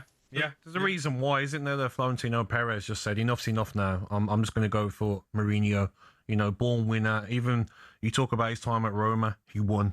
Manchester United, he won. Everywhere he's been, bar Fenerbahce, he's won, hasn't he? So it was always going to be the right job for Real Madrid, wasn't it? No, you're absolutely right, Gabby. The fact is, yeah, sure, he wasn't winning the Champions League at Roma, but he did win the Europa League, which for Rome at that time was a massive deal. And as you say, at pretty nearly at every club, he would even say at Tottenham, he got them to a final. Man U, they won 2 trophies. You know, obviously, Chelsea and the previous clubs, Chelsea, Inter Milan, Real Madrid, incredible success, unparalleled success. So, yeah, people still come to him, and Perez has come to him because he thinks he's the winner. And by the way, he did incredible things the first time round at Real Madrid. You know, they finally beat Pep's imperious Barcelona team. So you know, it's easy to understand. I mean, yeah, it's easy to understand why Perez has reached back out to him. Look, just on the documentary, I'm guessing you're going to have some big hitters from Chelsea and talking about. I've seen a few clips. It looks amazing. But obviously one of the big stories and talking points coming out of it was Sir Alex Ferguson saying that he was going to get the Man United job. Then it's a huge story, probably one of the biggest stories we've heard in a long time. Yeah, listen, it took us by surprise, that's for sure. And yeah, the story is what the story is. Jose agreed to take over from Sir Alex, and that was, you know, in motion. And then I think he reflected on a couple of things. I think he felt really battered and bruised by the end of his tenure at Real Madrid. And I like to think, in his heart, I've always sort of felt, he doesn't agree with me, by the way, but that Chelsea is the team that he really loves more than any other. And I think what he really wanted was to come back somewhere where he knew he would be surrounded by a fan base that absolutely adored him, a club that knew him well and recognized that the best times we'd ever had were when he took over and when he led the team to those championships. So yeah, that's. I just can't see how it would look any different to what it does in terms of him going to Chelsea and how that all played out. You know, I know he ended up being the Man United manager, but It just didn't. It wouldn't have felt right him going to Man United. I agree. He went 3 years later, didn't he? Yeah, he was meant to be the Chelsea manager. That was meant to happen. I mean, I guess so. What you mean? You think if he'd gone to Man U, he wouldn't have been able to do way better than all the other people who've failed since Sir Alex left? I just don't think it was like that squad of players that was there. I just don't know if they was in the position to do what Chelsea did, right? With Roman and the money that they had and where they were going and how they spent and him being the guy that come in. I don't know. It just felt like it was the moment. That was it. Yeah. John, can I ask you one question as well? How did you fit it all into 3 episodes? Because, when I heard he was out, I'm thinking it's going to be 10, 12 episodes. There's that much carnage that's happened during his career. You look back to Spurs, the fallout there at Spurs as he left. There's so much to Mourinho. He's been so ruthless, hasn't he? With players as well during his managerial career. How have you fit it all into 3 episodes?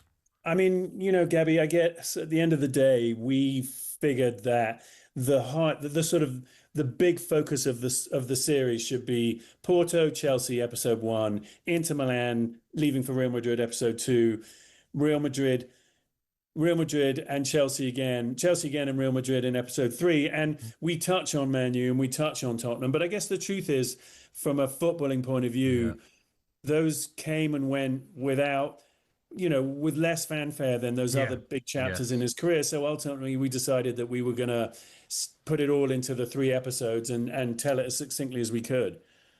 No, look, you've done obviously some top documentaries, and the Beckham one I loved as well. I thought it was fantastic. Is this one going to be up there? I mean, you'll be the judge of that. I think there's a lot that's going to surprise people. I think people always assume, particularly with characters like Jose, that we're making a doc that's just effectively a puff piece, just recounting stuff that everyone knows and not challenging him in any way. And this is absolutely not that. We challenged Jose in many ways as he challenged us. And I hope audiences will discover, a whole bunch of new stuff. Also, be reminded what a hilarious, charming, crazy character he was at the time. And also his extraordinary accomplishments, because with all those teams he did do fantastic things, and it's great to be reminded of that. You know at Chelsea, John, whenever we played against Mourinho's Chelsea's, just before the game, especially at Villa Park, you were like, we're ready for the problems here. There was going to be Mourinho kicking off with your bench and your manager, and their players were going to be like looking for sending offs and stuff. Remember, one of the players got sent. I think it was Ramirez got sent off when he played us. You just knew it was going to be chaos when you played Mourinho's Chelsea.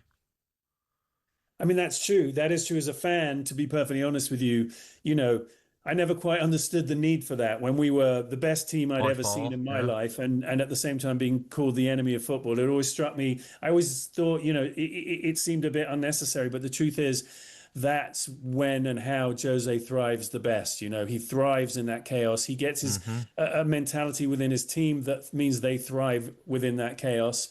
And the proof of the pudding is in the results, isn't it? He's always won doing it that way. So the Real Madrid Barcelona chaos, wasn't it as well? Yeah. Well, he's got it again. I mean, you obviously said you're filming right up until the Real Madrid phone call. I mean, now he's going into one of the big, well, if not the biggest job in football. I bet he can't wait.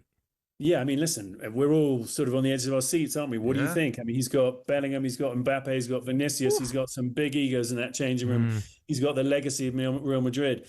I mean, I suspect he'll come firing out of the blocks. It'll all start extremely well, and then who knows? What do you think? He's already questioned Bernardo Silva's fitness, hasn't he? Yeah. See it? Yeah. He's already said Bernardo Silva. I think he's made for these moments. Yeah. I just think he's made for it. I just think this is his shining call again. He's been in the wilderness, but like Roma, Fenerbahce, and Benfica. Like now, Mourinho's back. I've just renewed my Premier Sports now for next season as well, where the La Liga games are on. He will definitely be loving this, that's for sure. This is exactly where he wants to be. It's where he thinks he deserves to be. So he is going to be he's going to be really enjoying this moment. Yeah. John, you're a star. I really appreciate you coming on, mate. and well done. I can't wait for it. It comes out tomorrow. John Batsek. Amazing. Thanks, you guys. Thanks so much. Really good to talk to you. All right. A reminder: Mourinho streams globally on Netflix from tomorrow. 3-part doc. I mean, that is one that you. I'm watching it tonight. Apparently, I've got like. Oh, have you? Yeah. You got a little. Yeah, I can't say. Win. Yeah, I've been looked after. Have you? Yeah. Watching it tonight. How comes where's my email? I can't. I've been looked after, mate. Well, you get looked after by the big dogs, do you? Do you want to watch a bit of the break? Yeah. Have your say in that. Give us a call. Obviously, Man United fan Mourinho, and we'll talk about that next. He could have took over from Sir Alex in 2013. Where would he rank among the Premier League managers today? 03717 22 3344. Could you get Chelsea?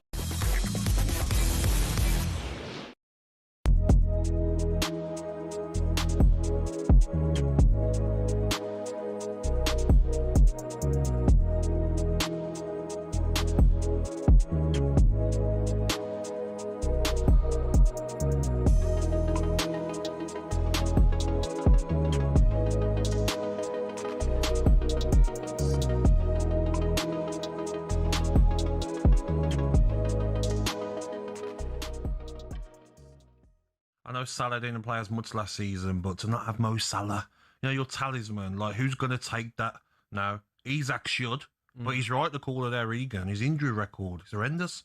If he gets injured again, touch what he doesn't, who's the striker? Gakpo, false nine? Apparently they're in for Bukola. I like him. I think he's top player. Do you think he's a £130 million player? Well, if Elliot Anderson's 110, how much they pay for it? 110. Morgan Rogers, your mate, has gone to 117. 117 million. No, like Bukola, crazy, isn't it? Of course, PSG are going to say, well, all right, well, he's 130 million. He won the Champions League, played in the World Cup. But if you're Liverpool, is that exactly what you need off that left-hand side? Probably not. They need a replacement for Salah. They need goals. Yeah, they need goals. Do you know what I mean? Barcola I agree. I love watching him. I feel like if I was a right back, I wouldn't sleep the night before playing against him. He's rapid. He's 6'2", wherever he is, long stride, quick, but he's not a finisher. The amount of times I've watched him and he's gone through one goal and he'll make the wrong pass and finishes are a bit wild and doesn't finish chances he should do. Liverpool need to be bringing in a winger who's going to get goals, because you can't rely on Isak. You can't. You should be able to. Wirtz isn't a goal scorer. You spent over 100 million for Wirtz, and he's not a goal scorer, mate. Feels like it's a bit of a mess. McAllister wasn't good last season. How's he going to come back after the World Cup? Zoboszlai is obviously a fantastic player. Gravenberg needed some help last season in that number 6 as well. I just can't believe it. Liverpool, we're saying, Champions League. Yeah, we'd take Champions League. I agree. Their fans won't like it.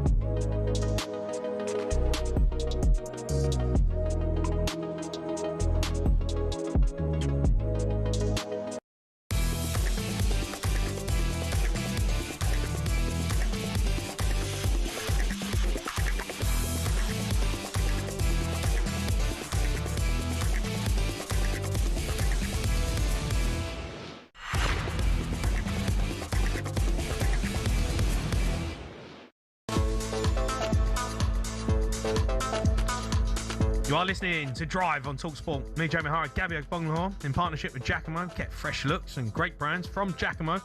Still to come, I'm going to be asking where Mourinho would rank among current Premier League managers. 03717 223344. But just quickly, Man City have rejected an opening offer, 38.5 million from Barcelona for midfielder Rodri. That seems like a bit of a disgrace.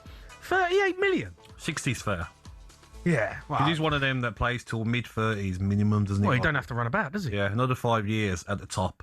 Yeah, So I mean, definitely I wouldn't be letting him go for anything less. I'm not sure how long he's got left in his contract, though. You know, sometimes your contract runs down. Maybe he's got a year left. Or 38 million's a disgrace. So he's only got a year left, Bill Stokes. That's the thing, isn't it? 38 million, though, is a disgrace. But if you rather keep him. Though, yeah, keep him. Yeah. Right, now it's time for this.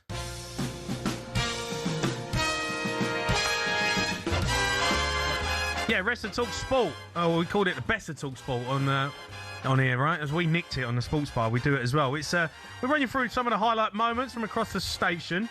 Let's kick things off with live football. Here's a lighter moment. Sheffield United's 3-0 win at Mansfield Town with your commentator, Ian Danter. Smith had a year at Preston.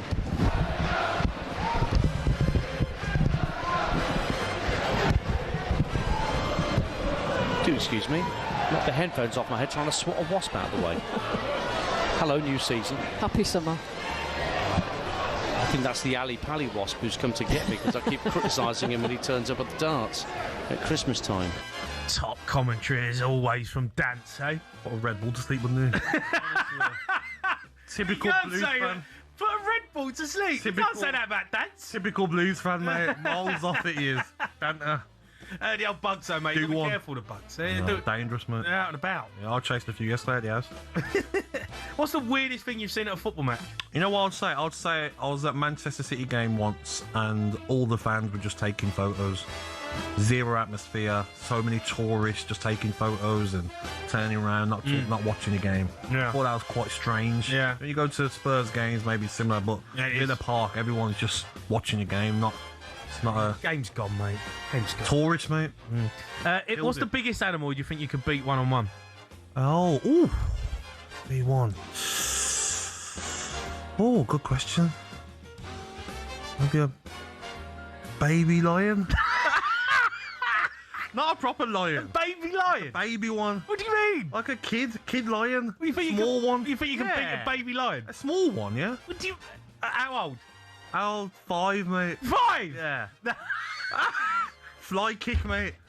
Mate, you're not beating a 5-year-old lion. No. 5? You're not beating a 5-year-old lion. I reckon. No, mate. I think I would, mate. He'd eat you alive. Nah, mate. Well, you reckon you could scrap a 5-year-old lion? All right, someone tell me how big a lion gets when they're 5. Right foot. Because I reckon they're nearly fully fledged. Yeah. 5? Nah. Mate. 3? Why did you go lion? I don't know. It's fully grown. Is it? 5 years old. 2. 200 kgs they are at 5. You're getting... Shut up. Are they? Yeah, well, you're same weight. What same weight. What are feeding them? They're eating you. That's what they're doing. Eating you, mate. Anyone who steps up to them for a scrap.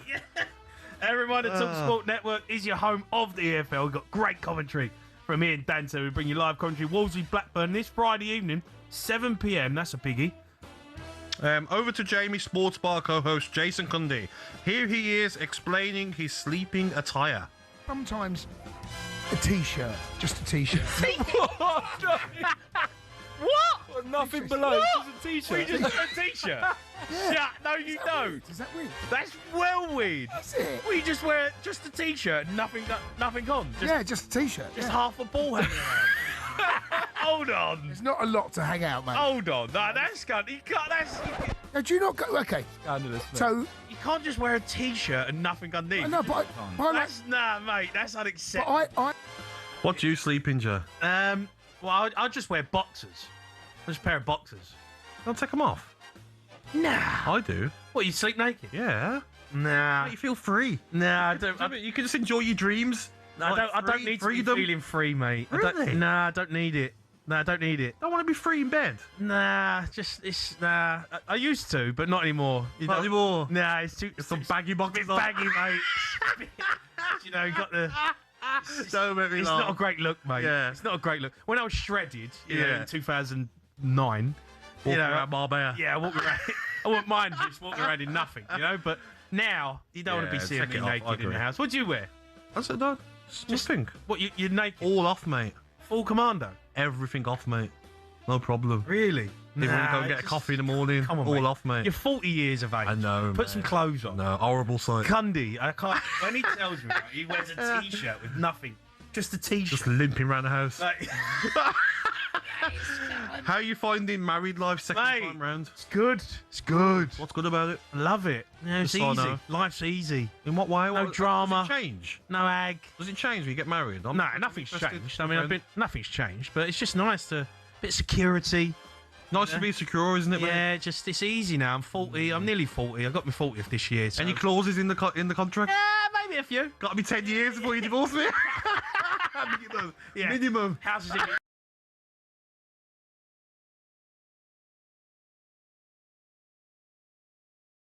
Dave. Don't know Condi nothing. will be back. Your calls from 10 p.m. tonight, and you'll have Rory Jennings. I like Rory alongside him.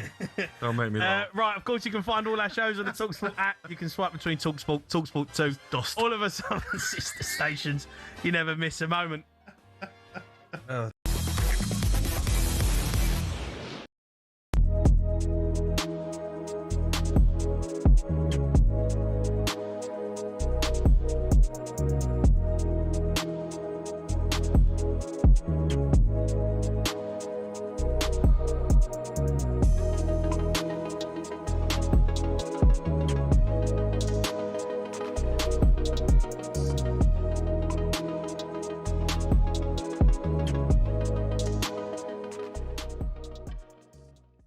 Barcelona are now leading the race to sign Rodri from Manchester City, notwithstanding the loss that would be to City in a new era under Enzo Maresca. What's the latest on that? And is it the case that Real Madrid have dropped the ball here? Because it seemed to be, reading reports, that Real Madrid were in the driving seat with this one. Yeah, Rodri wanted Real Madrid earlier in the window, and Florentino Perez hadn't decided what kind of midfielder he was going for, which is why several names were linked, including Enzo Fernandez, and Real had to issue a statement saying we've had no contact with Enzo Fernandez. Jose Mourinho came in. Finally, they got the mandate from Perez to start negotiating financially, but Barca have basically hijacked this, although some sources say Barca were there even before the window opened, and it was Real that kind of steamrolled in. And ultimately, Rodri, for family reasons, wants to go to Spain, but we've got a fascinating scenario now. Man City want to keep. Pep Guardiola never used to stand in players' ways, especially senior ones that had been long-serving and loyal to the club. But Enzo Maresca's new, and of course, if it's his say, he'll go to his board and say, keep him. If he doesn't renew, we'll let him leave on a free transfer in 2027. And now Barca are going to accelerate and bid, and they have full player buy-in. So Rodri wants Barcelona over Real Madrid, and I think there's a strong chance that this one happens. Man City are going to add another midfielder. Ayoub Boadi advanced talks. They've got other targets as well. Elliot Anderson has already come in. And in essence, it's whether City say Rodri deserves this move and follow that Pep Guardiola approach, or if they double down and say Enzo Maresca doesn't want him to leave, so we're going to make it really difficult.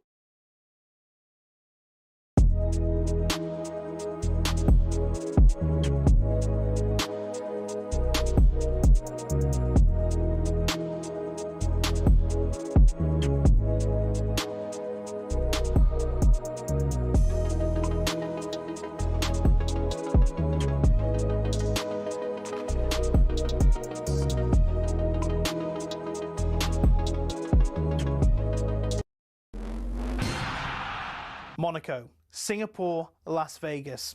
What do they all have in common? Well, they're all F1 street circuits. 20 years ago, the sports only visited 3 a year.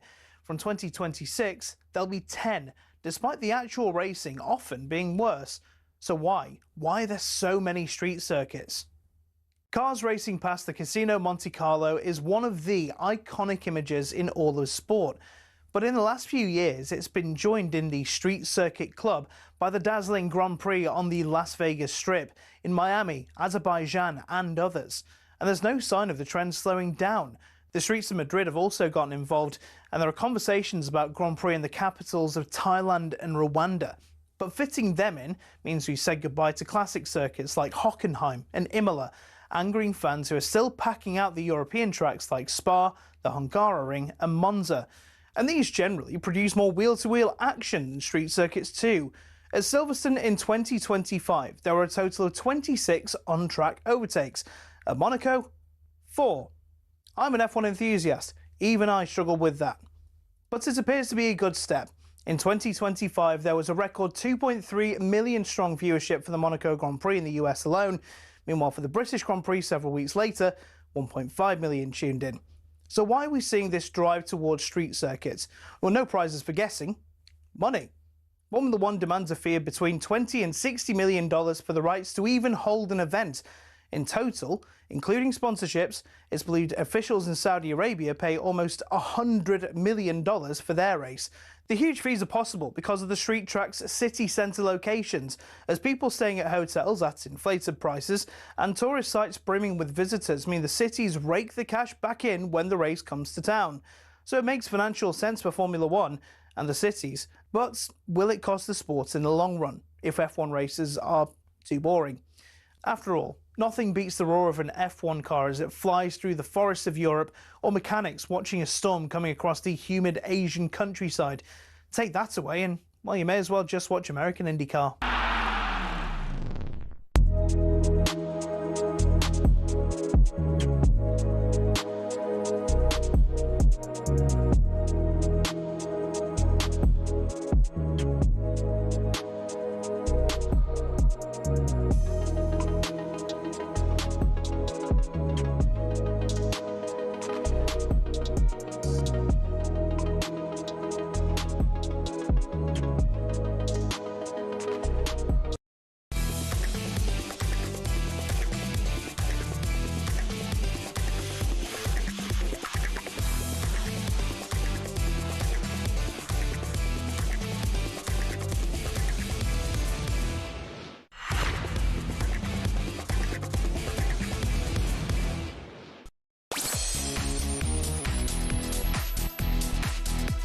Decent, done it, mate? That Mourinho documentary. Yeah. What's the bit didn't win about? Yeah, it's looking good, mate. Decent. Yeah. You are listening to Drive and Talk Sport. Me, Jamie Hart, Gabby Agbonlahor. Still to come.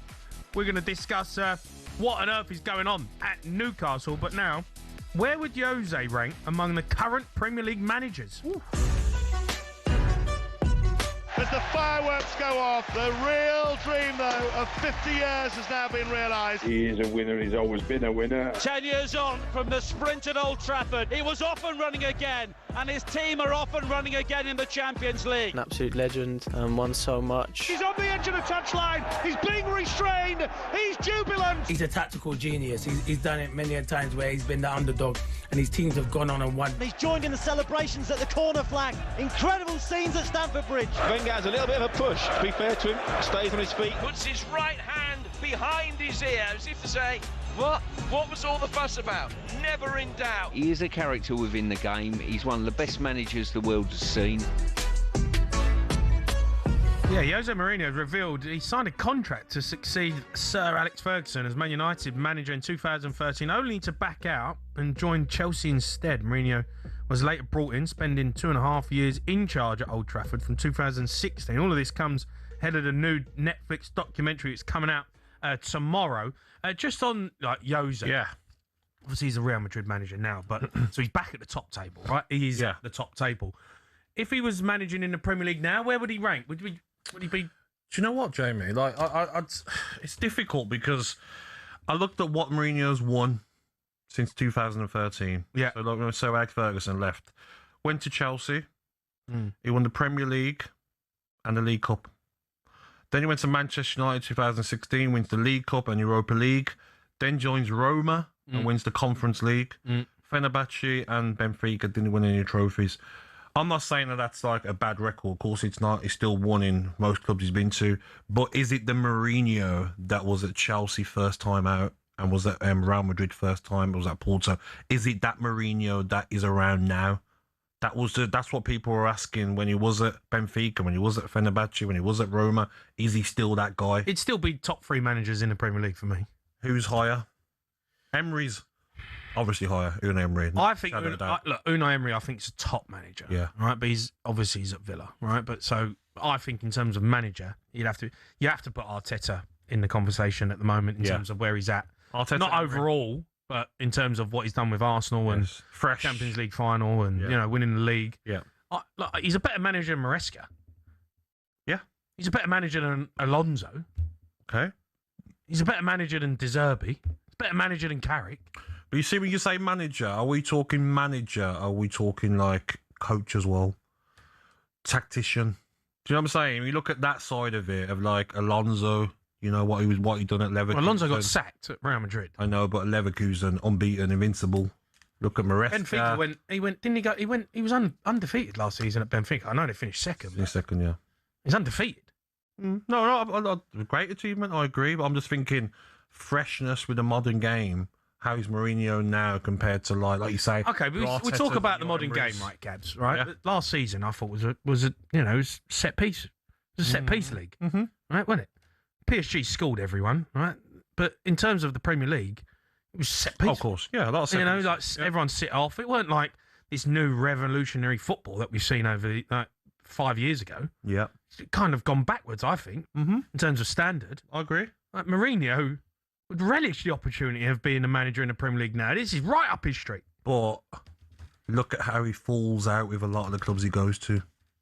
Do you reckon it'd be if Mourinho's in the Premier League now? Because when we had this debate a couple of years ago, everyone was saying, I want him to come, but not my club, because of the chaos he brings. And I think that chaos will go to Real Madrid as well, with the characters that they've got. Look at Spurs. What was he like at Spurs? How do you think he done at Spurs? Well, he got to the final and they sacked him. But do you think it was like rosy all the way through? No, but I think the problem with Mourinho at Spurs was I think he probably thought he was bigger than Spurs. Do you know? Probably. Yeah. I think he was like it just wasn't quite there with the whole Chelsea connection. Hard one, innit? It was it was a difficult one, but like if he was Man City manager, I would say Man City have got more chance of winning the league with Mourinho this season than they have with Maresca. Yeah, definitely. Okay. Because he knows how to win.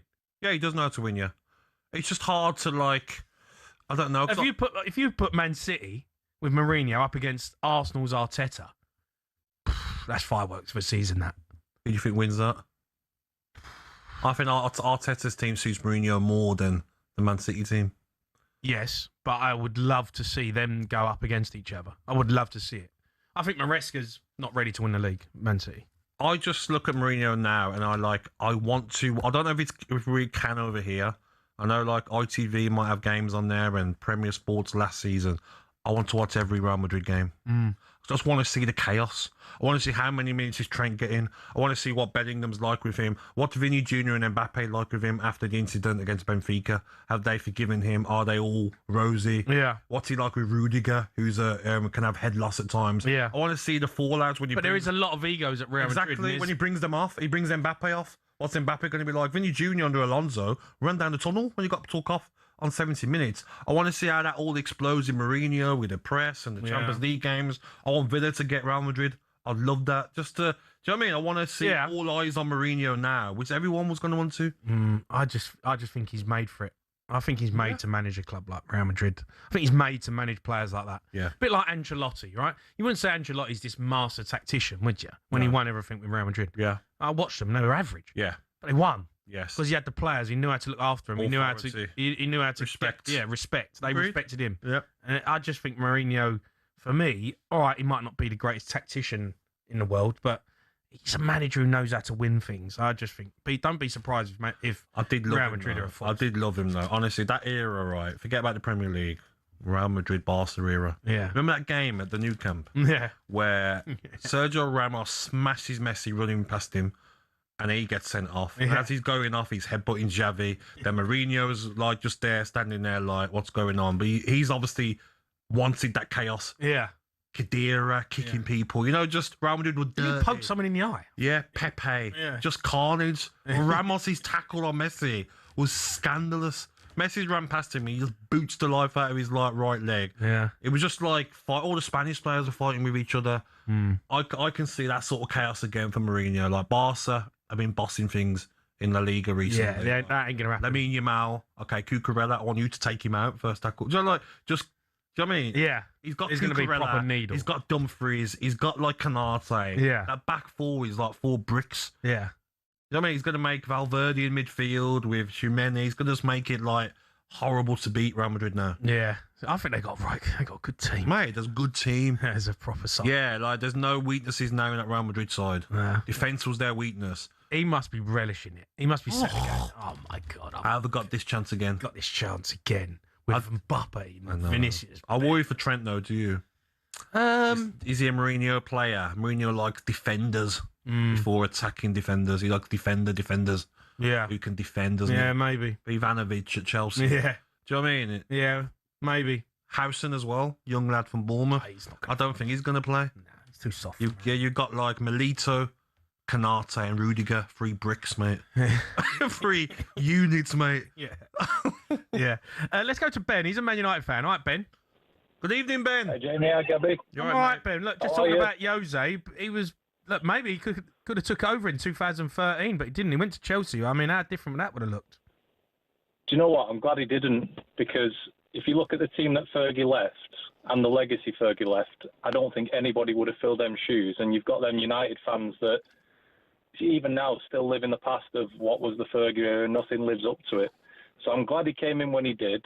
I think it was overshadowed by the Pogba drama and the Lingard and, all that social media nonsense. But the one I'm looking forward to this year is not just Jose at Madrid. It's Jose versus Simeone, because it's like, who's the biggest and baddest at the housery. You know what I mean? Yeah. You give him 2 seasons there and watch him build up a bit of fire and a bit of rivalry, and it'll just be basically like WWE on a football pitch. You're right. Especially the away game against Atletico Madrid. That's always spice, isn't it? Yeah. Yeah, but I want to see, all the fighting in the Real Madrid camp. I want to see them turn that out onto a bit of spice on the field, rather than Mbappe flopping about and Vinny flopping about. It's going to be interesting to see how Madrid do. It really is. I can't wait for it. It'll be interesting to see who they get in the Champions League as well, right? Good games. Villa. Spurs in Champions League, Jamie? No, we give this one a miss this season, Gabs. You and Chelsea concentrate on bigger things. Yeah, we thought we'd have, we just thought we'd have 40 games this season. Concentrate on the league. Concentrate on the league. Yeah, bigger, isn't it? Yeah, rebuild. More important. Yeah, league. Hey, you got Champions League, Villa, and you sold all your best players, mate. We're fine, mate. Yeah, you sure? Go again. You sure? You're right, mate. No more than Rodgers. We're sweet, mate. Yeah? Don't know, mate. We'll be all right. What happens as well when the Champions League money go again in January? We got Asensio and Rashford last time we played in the Champions League. Yeah. All those $2 million per win. You know what I mean? $3 million per win in the Champions League. You can't keep selling everyone though, mate. The rules, mate. I know you top 6 are you so cool yourself, The big so six. cool. No, it's not top 6, big 6. You sign it off, didn't you? Yeah, we sign everyone. Yeah, you like those rules, didn't you? Yeah, them rules are good. You like them rules. Good rules. Good rules they are, mate. Keep them out. Keep them at bay. Newcastle, Villa. No, you're not allowed in. You're not allowed at the party. There's only one table. One day, mate. Don't know, mate. They're a big club, Villa. Do you know what we need, though? You need those teams like Villa need and Newcastle. You need keep qualifying for Champions Leagues. The money the Champions League brings in is incredible. Then you got better chance. But if the Europa League brings in nothing, mate. No, it's not worth it. Peanuts. Yeah, I know. Probably lose money because of you travel, mate. Private jets and hotels, mate. Food. Just to get even by. Break even. Right, get your calls in. You want to talk about Jose Mourinho? 03717 223344.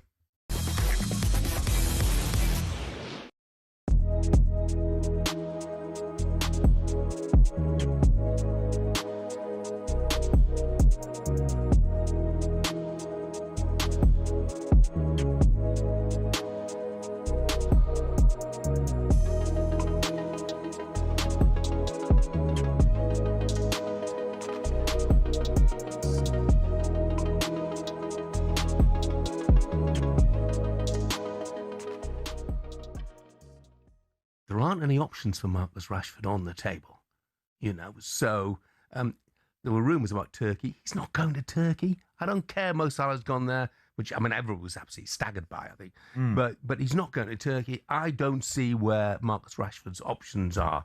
He needs to, get on with it and knuckle down. But do you think he'll start? Well, if you was thinking about what United have, and if you think of Cunha and Mbeumo in those wider areas, I think Marcus is going to find it difficult to knock one of those out of the way, because Mbeumo gives the perfect balance off the right side with his left foot, Cunha with his pace. Šeško, I think, gradually started to really get up to speed, and I happen to think with his height and everything else that he possesses, I think he could be a really really impressive centre forward for United. So I think Marcus has got it full on to get in the United team. But the thing with him is, the thing with Marcus Rashford that I've seen in the last 18 months he's been out on loan, it's flashes, you see. It's flashes. It's only bits and pieces. I don't think there's ever been a consistent thread running through everything that Marcus is doing. He had a little spell obviously at Barcelona, not easy to go there, and he did reasonably well. Same at Villa, but there has to be more at 28 years of age and to Marcus's game than just these little moments, cameos here and there for 10 and 20 minutes. And he's got to be more significant in any team that he plays for. That's what I think when I look at him. Undoubted talent, but it's just bits and pieces you ever see.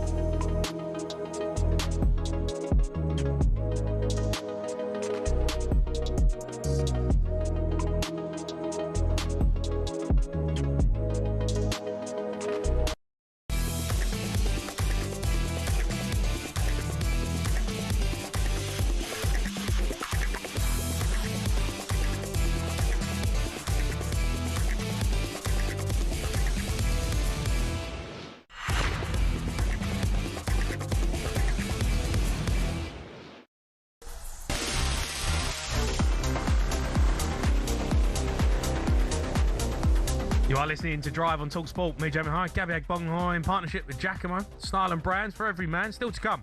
We're going to discuss what on earth is happening at Newcastle. But just quickly, Harry Kane. He looks set to sign a new deal at Bayern. We're going to discuss that in a bit shortly. Now, though, we're taking calls. Would Jose be a success in the Premier League if he came back? 03717 22 3344. Let's go to Dan. He's a Leeds fan. All right, Dan. Good evening, Dan. Hiya, Jamie. All right, Gabby. All right, Dan. How are you? I'm all right, mate. Yourself? Yeah, good. You're good. We're talking about Jose. I want to talk to you about Leeds as well, but do you think he would be top 3 manager right now, Jose? Yeah, why not? He's a legend, yeah. Yeah, why not? Yeah. Yeah, But what he's done, I mean, he's no Pep, obviously. You know, you can't. I mean, I think two top managers at the moment really is Pep and Klopp, innit? You know what I mean? For what they've done. I mean, obviously you've got Mr. Set Piece Lego Head, but let's talk about that another time. You know what I mean? But it's like whatever, innit, Jamie, where you go into your Lego set, don't you, to find head and figure. You put it on, and whatever you do, it's always miserable, innit? You know what I mean?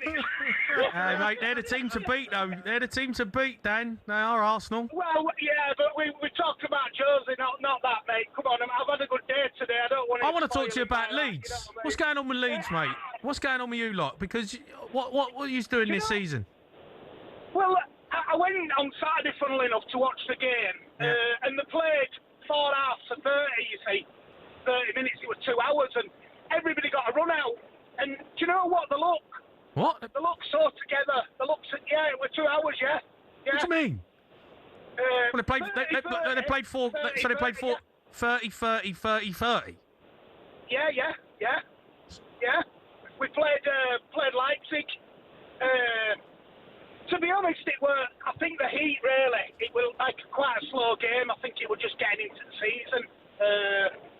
But I think Wednesdays is important, really. I think that'll be the best one. But what's your game before the season? What's the last game you play? Last game before we start the season is Saturday against Augsburg. Okay. Yeah, that's a friendly as well. Because I think that's the one. That's the marker where you go like, right, are we ready? Yeah, I think so. Yeah, but I'm looking forward to seeing Trafford. I mean, I know. He's good signing him, mate. You know Good what I mean? signing. I mean, wow. Yeah. You needed to go to a And smaller club. Wilson, mate, Harry Wilson is just, oh, mate, wow. What did Gabby just say then? It nearly went over his head. It needs to go to a smaller club. Do you know what, Gabby? Honestly, mate, if I didn't like you, I'd hunt you down. We've had Dad on loads, mate. He's hilarious. He gets it. I'm joking. I like Trafford, though. He's a good signing. He's good. He's a great. I would have had him at Tottenham. Yeah. All right, Dan, listen, mate, thanks for your call. Let's go to Mick. He's a Spurs fan. All right, Mick.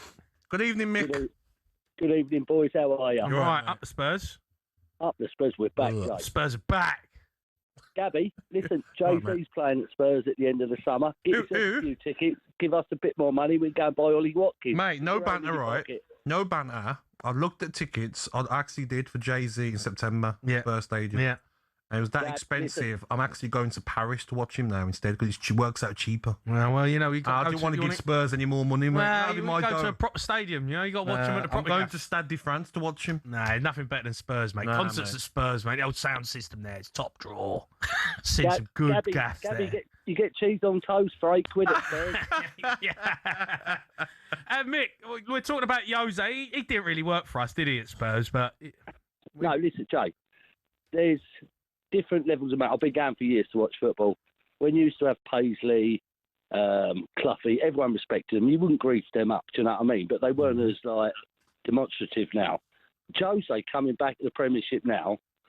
The three managers that would really rile you as a fan if you're at the ground watching them would be Ferguson, Wenger, and then Jose. Yeah, okay. They would absolutely rile you. So when you beat Man United, you would love it because you would see Taggart on the sideline going absolutely mad. Yeah, Wenger when we beat him, he would be hating it. Yeah. But Jose would do anything to win. He is a different animal. Yeah. He got banned from Chelsea for going to a game. He sneaked himself into the ground in a laundry basket. Yeah. That man will do anything for his team to win. Yeah. But there is a decent side to him because we scored a goal once and the ball boy threw the ball back to our player to take a quick throw in. Yeah, I remember, Josie ran up the touchline and put the boy's hand in the air. That was lovely for the kids, you know what I mean? Yeah. I love Mourinho. I think he's brilliant. I love him. I can't wait to watch Real Madrid this season with him as the manager. What do you think about Spurs, though, Mick, while I've got you? I mean, De Zerbi, we played against, was it Betis we played the other day? We looked all right, but I'm excited for the season. We still need a few more, though. We need a couple of forwards, yeah? But I'll ask you both. You both played the game. I'm not sold on this Savinho for 60 million quid. What's he done? I'm not. What has he done? I'm not. He has the odd good game, but I'm not sure it's what Spurs want to be wasting money on. He's no better than Kudus when he comes back fit. Savinho. We need someone for the left, though, and I think Savinho can play on the left. That's what it is. Kudus is a right winger. We need. Don't like this fella off yet because he's had no real service since he came to us and he's had injuries. But I think if Solanke gets service, he scores goals. You need more, don't you, mate? You need more than Solanke. Yeah. Listen, we need another striker. Yeah. Obviously, I'll say. I don't dislike Solanke, but I need more from him. Right? We paid 60 million quid. Right? You got to be getting 20 goals a season. Right? You got to be doing the business. What do you say, mate? What service has he had? People are moaning that we haven't had a penalty last year. Well, we haven't been in the people's boxes enough to get penalties. Do you know what I mean? We ain't dominating teams to get penalties. I do think you need another two attackers, though, really. And I think Savinho would be a good signing. Listen, what I've seen of him is 60, okay. 60 mil. Yeah, I know, but everyone's 60 mil now. Do you know what I mean? You'd be 60 mil now. Really? And you come in and you go, it's all right. Nicest thing you said to me, mate. You know, 60 mil for Gabby. You go, chases his touch a bit. But, he might score. He might do all right, but he might be crap. You don't know. Like 60 mil. He might be crap. But that's what you pay. You got to pay 60 mil for someone who might be crap. Oh, make me laugh. That's what it's crazy. You know, but I think Savinho would be a good. I think we need a couple of big signings. I think if he comes in, I'll be happy. With it. You can spend what you want, can't you, with the rules? Yeah, we can do what we want, Gabs. We just We're just throwing another concert, you know? Let's get Jay-Z over. Another tour. Just add another day for Jay-Z. They'll pay for Savino, no problem. Why are you so jealous? Don't be It's jealous. not fair, is it? Well, it's just... We had Kieran Maguire on, and he agreed with me. He understands it all. He's a financial expert, and he agrees the rules are not fair, mate. Yeah. But Newcastle, like Villa, it's yeah. Just keep down there. Just keep down there with Brentford. Gabby? You right, mate? Yeah, Gabby, listen, people keep going on about Newcastle, yeah? Yeah. They sold Elliot Anderson. If they'd have kept him, they'd be a much better Yeah, but they team, didn't wouldn't want to, did they? But the PSR rules made them. Look, come on. Come on. There's- Don't start, there's wheeling- Mick. there's I like wheeling you, and- mate. There's wheeling and dealing going on. You keep your best players, yeah? We can't spend, Mick. We don't have to sell. That's you. We don't have to sell. You and that Newcastle fan, mate. We're meeting, mate, for a drink. You might as well go and have some coffee. We're going to see someone. We're going to see a shrink, both of us. We don't have to sell. Can we just superimpose Gabby's head on that picture? But jokes aside, though, now this season, Spurs finished in the top 6. Well done. Yeah. There's not going to be no like, oh wow, you should do what you spent. Yeah, well, still got True. to do it, though. Is that true? No, we should finish in the top 6. Exactly. But we finished 17th. So, all right, still to come. We're going to discuss Harry Kane. He's set to sign a new contract at Bayern. But first, time for no Googling. Right, here we go. We want to know which player has Jose Mourinho used the most times as manager? Oh. Question. JT, maybe? Good question, mate. And we'll find out after the break.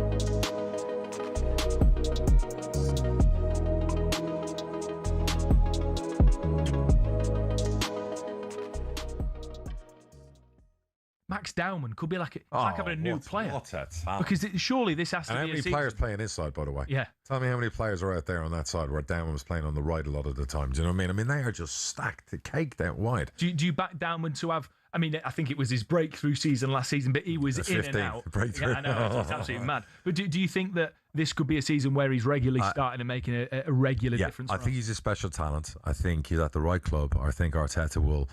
You know, they'll have a lot of games this year, and obviously, you know, Champions League as usual. You'll see him more this season than last season. You know, that kid is a star in the making, and he looks like he's made of the right stuff, and he's very exciting every time you watch him. So when you see players like him in Rio at Liverpool, you know, the future's very bright for the English national team, right? Without a doubt. I think that come January, Arsenal fans might be looking back at the Vinicius Junior story and thinking, we didn't need him, because look at what Max Dowman's doing in the Premier League. Yeah. And I'm not comparing him to Vinicius Junior before people shoot me down. What I'm saying is that in Max Dowman, you have the potential of a world-class talent. And if you continue to nurture him and release the handbrake on the minutes and on the game time, and I know you're protecting him as a young player, but if you do want to play a slightly more attacking, entertaining brand of football, then Max Dowman is the man to hang your hat on, because he's something special. No, I love the look of him, but let's not kill the kid either and put too much on him at 15, 16. But they're stacked. I mean, I know everyone's worried about the left side, Martinelli, obviously Trossard's now gone and all those things, but I still look across their forward line and go, Arsenal could win the league again with what they've got.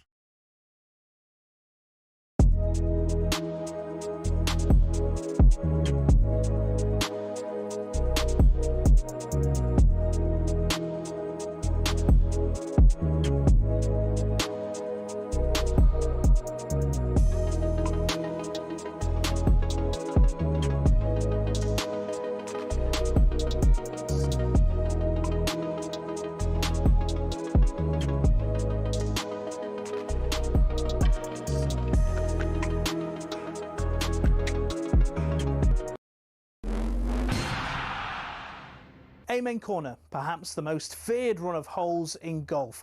Each year it claims the tournament hopes of many, with balls hitting bunkers and water traps aplenty.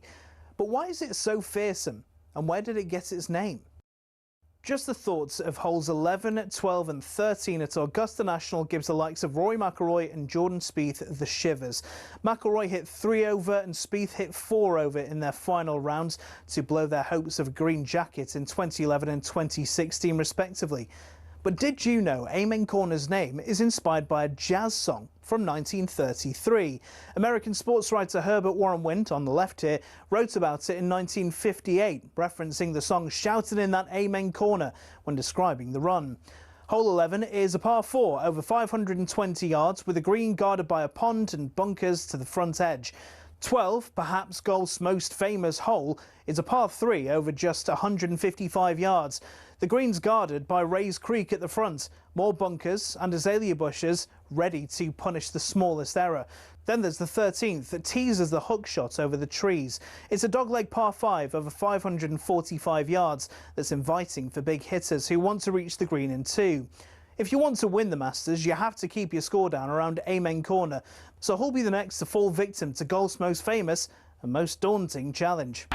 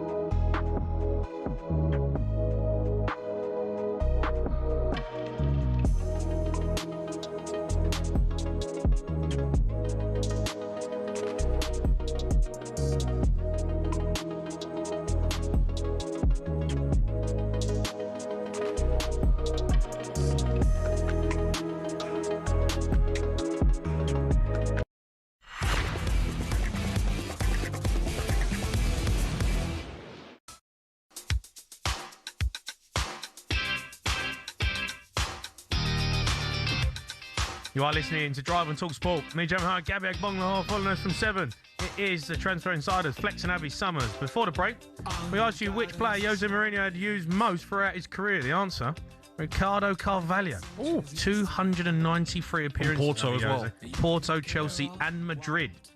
Unbelievable. What a career he had. Harry Kane is set to extend his stay at Bayern Munich. England captain will be reportedly holding talks this week over an extension to his current deal. No need for him to leave Bayern Munich. I know Barcelona were interested in him, Gabs, but why would he leave when he's just like the main man in Germany? I think like last season, 36 goals in 31 league games is an incredible record. 33 now, isn't he? He'll really want to win the Champions League, won't he? But he's got a chance with Bayern. Yeah, they've got a great side. Defensively, they need to improve. Is there a little bit where the Premier League record, the goal scoring record, is one that is held in high esteem, right? To beat that. Do you think maybe he would have wanted to potentially win that at some point, but he's probably leaving it a bit late now? Yeah, and like, who's going to want to pay that? How much will Bayern Munich expect to let him go? And he's probably enjoying his life there. His kids are probably settled now in Germany. Yeah. They've got a chance, haven't they, every season of the Champions League? They look like it's a guaranteed win of the league, isn't it? Going to win the league now. Got a great manager that loves you. And I think he's favourite for Ballon d'Or, isn't he? The odds after the World Cup, he was favourite before Rodri and Lamine Yamal. So if he wins the Ballon d'Or, then nothing else there for him now is to win the Champions League at Bayern. Yeah. I think it's fair he wins the Ballon d'Or. I think his season was incredible. I just didn't think they'd give it him because they like to pick someone that's won the World Cup, don't they? Yeah, I think the World Cup winner, I think, who's in with it? Rodri wasn't great during the season. No, he got injured, didn't he? Injured a lot. So can you give Rodri it just because he was the best player of the World Cup? You give him player of the World Cup, didn't you? Well, Jude Bellingham should have won that. Exactly. Jude Bellingham was the best player at the World Cup. But you can't give it Bellingham for that when he missed a lot of the season as well. So if you go on performance in everything, Champions League and... But he didn't win the Champions League, though, did he? That's the problem. And the World Cup, put them all together, his performances and goals in all competitions, he probably is the best player for the year, isn't he? He's unbelievable. I mean, what a player he's turned out to be. We've got to move on because we're going to take a little trip down memory lane. Newcastle fan Pete called me and Gabby up on a full-time phoning. You don't have to sell this to me. It's all paper nonsense. You haven't got a clue. Pete, we'll give you 50 million for him. You haven't got a clue. We haven't got to sell this to me. And talkSPORT has been spouting that nonsense for months. And it's absolute... Simon Jordan's told us. To listen to. Do you know something? It's absolutely hilarious to listen to because you've been spouting FFP nonsense for 3 months and we don't have to sell. It's so funny. That clip. Oh, no, man. It's one of the greatest clips I think I've ever heard. I mean, poor Pete. 50 years, that'll be all of the biggest. No, mate. And the thing is, he's like, they have sold everyone. No. And it's like... And more. Oh, it's like, everyone's gone. They've sold everyone. And more have gone. Where is Pete? I want to get Pete back on. Tonali, Gordon, Ramirez, everyone's gone. Lewis Hall wants to leave. Livramento doesn't want to sign a new deal. The latest disappointment is Højbjerg turned them down. Højbjerg. How's Højbjerg turning down Newcastle? Like, seriously, how is Højbjerg turning down Newcastle? What is going on? Mate, Newcastle are a great football club. 31 he is. Højbjerg's 31 at Marseille, and he says, no thanks. Like, this got to be looked into deeper. I have to speak to some Newcastle experts, because how can all these players be turning them down? Jamie, I've got a list here. Some of the players. Shesko turned them down. Mbumo turned them down. João Pedro turned them down. Cunha turned them down. Kudus turned them down. Liam Delap, Howson, Ekatike, Munoz, Trafford, Manzambi. Now, it's everyone. Everyone. Eddie Howe probably said, like, I'm out of here. Yeah, I've had enough. I'm out of here. I've had enough. I don't care. I'll sacrifice my money. I'm out of here. I can't take this no more. How meant to rebuild when you're selling all these top stars and then you just can't get the players you want? Yeah, their heads must be falling off Newcastle because they're a good football club, right? Of course they are. They're a great football club. Massive fan base. Massive fan base, and they've done well. Like, Eddie Howe done wonders with them. But when you're constantly getting kicked down the road by players... What is the problem, though? Because we talk about it, and Newcastle fans, they get angry. Like, is it where it's situated in the country? Of, like... It's cold up there, Gabby. Players don't... It's freezing, mate. Yeah, it's not nice up there. It's cold, mate. Cars got ice on, mate, every morning in the winter. No, is it where it is? In August, mate. Do you know what I mean? Is that part of it, though? Do you think? I think it is a part of it. I don't think it's the main reason. I don't know why players are turning them down. It can't just be because it's Newcastle in Newcastle. It can't be because Newcastle's a lovely city, right? I get it. It's up north, and I get foreign players. They like to be, in London or big cities. They want to be around their families and around that area. I understand that. But that can't be the reason why players don't want to go there. Because Newcastle is still a big club. All right, it's in Newcastle, but... The fans love you, don't they? If you put up a fight for them, they love you. Well, that whole city, they're obsessed, right, with football. The whole city is Newcastle, right? And they must be feeling right now. I mean, look, Bruno Guimaraes, he left and he done a thing. That's no choice. Newcastle fans are like gutted, devastated. But he had no choice. You can't blame him. No. Last season, you finished in 12th position. Champions League was okay. Then you get absolutely smashed by Barcelona over 2 legs and you get knocked out. And then Bruno Guimaraes is thinking, I'm the captain. Tonali goes. Gordon goes. And you're just like, what am I doing here? The players that have been brought in are... not proven Premier League players. Some of them young players have been brought in. It's probably thinking like it's going to be a struggle. Then Eddie Howe probably got heard of Guimaraes is going to be sold and says, all right, guys, joke's over.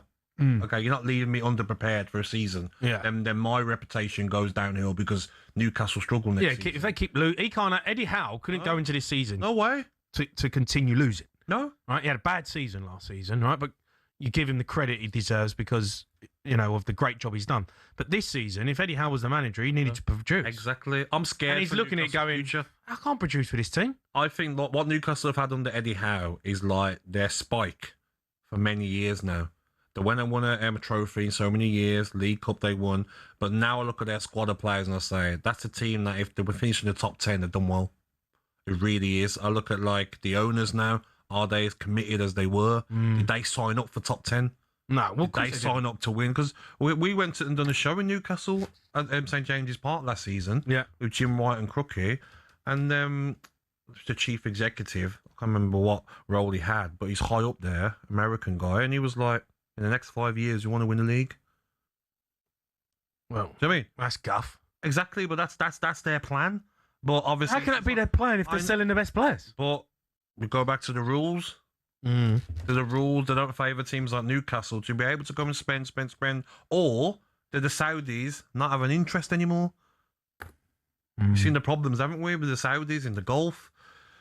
Yeah. Not as much big signings going to the Saudi League now for crazy money. Let's go to Ed. He's a Newcastle fan. All right, Ed?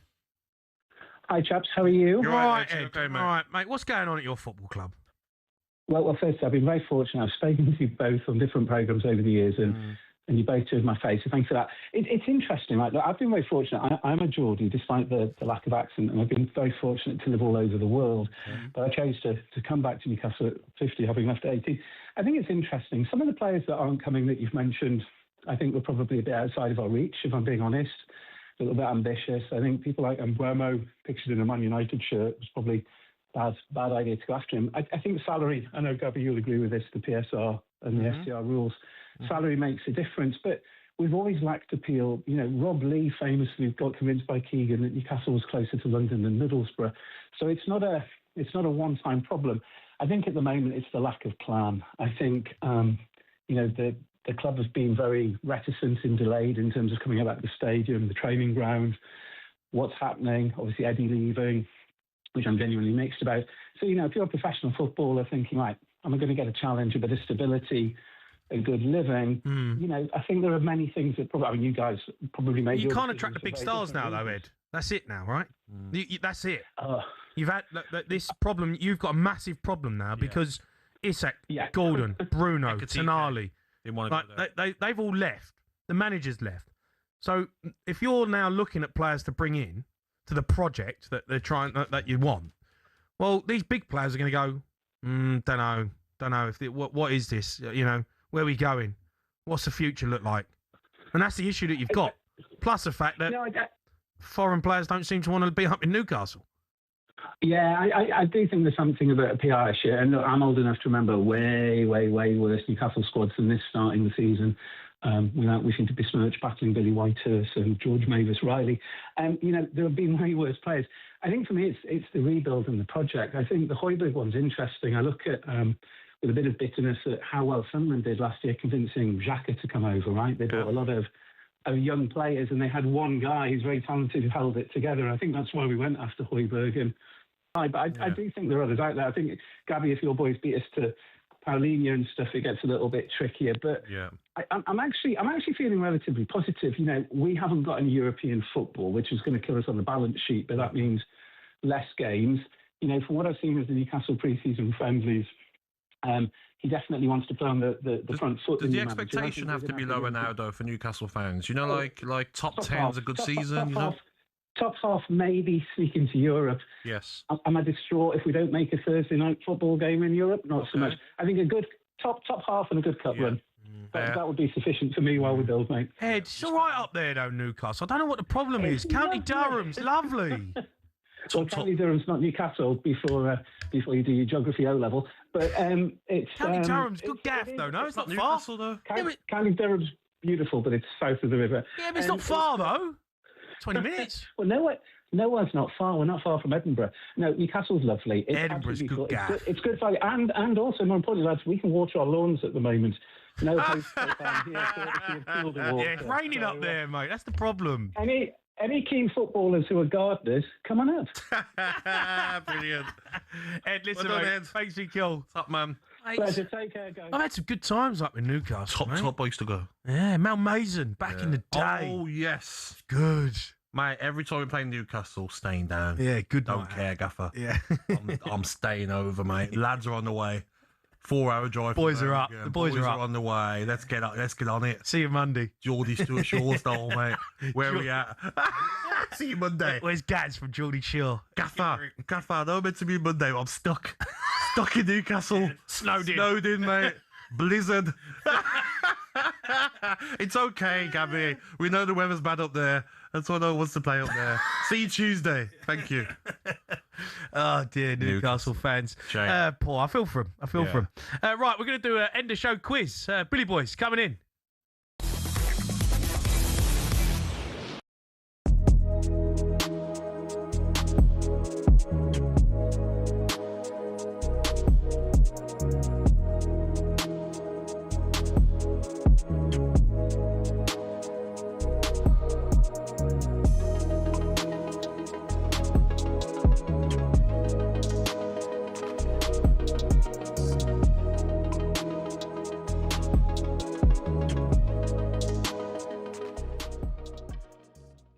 Jamie Vardy assessing all options. We know he was training at Leicester, but there was never a possibility of a return there. He actually had the possibility of doing one extra year in Italy, but it was subject on securing safety, so that never happened. And now he's a free agent. And West Ham may be opportunistic to this possibility. At the moment, those close to Vardy say that he's had several options, including from the MLS as well, and is basically just assessing. And don't forget, West Ham are starting to become well-stocked in terms of sources of goals, because Manor Solomon will complete his transfer to West Ham from Tottenham today. £5 million, £2 million in add-ons. He's got permission to undergo a medical as well. So Vardy, I think, is going to take his time. And for free agents, they're not bound by the deadline day. They can sign at any point. So let's see whether West Ham decide to move. But I'm told by those on the player side that Vardy is going to think very carefully before making his next decision. Did I see Troy Parrott? West Ham are trying to get him as their main striker, the Irish boy. Yeah, that's possible as well. I mean, there's quite a high signing. valuation, and rightly so, because he ultimately has been in excellent form. Ajax have added a couple of attack-minded options, but they were there for a little bit as well. And I think Parrott and West Ham could be one to watch. But when you kind of compare the two, you've got Parrott in form, younger, more expensive, Vardy, free agent, but still a relatively high wage, you would imagine, as well. So it wouldn't surprise me if West Ham had one more, and that's maybe where these Vardy links come from.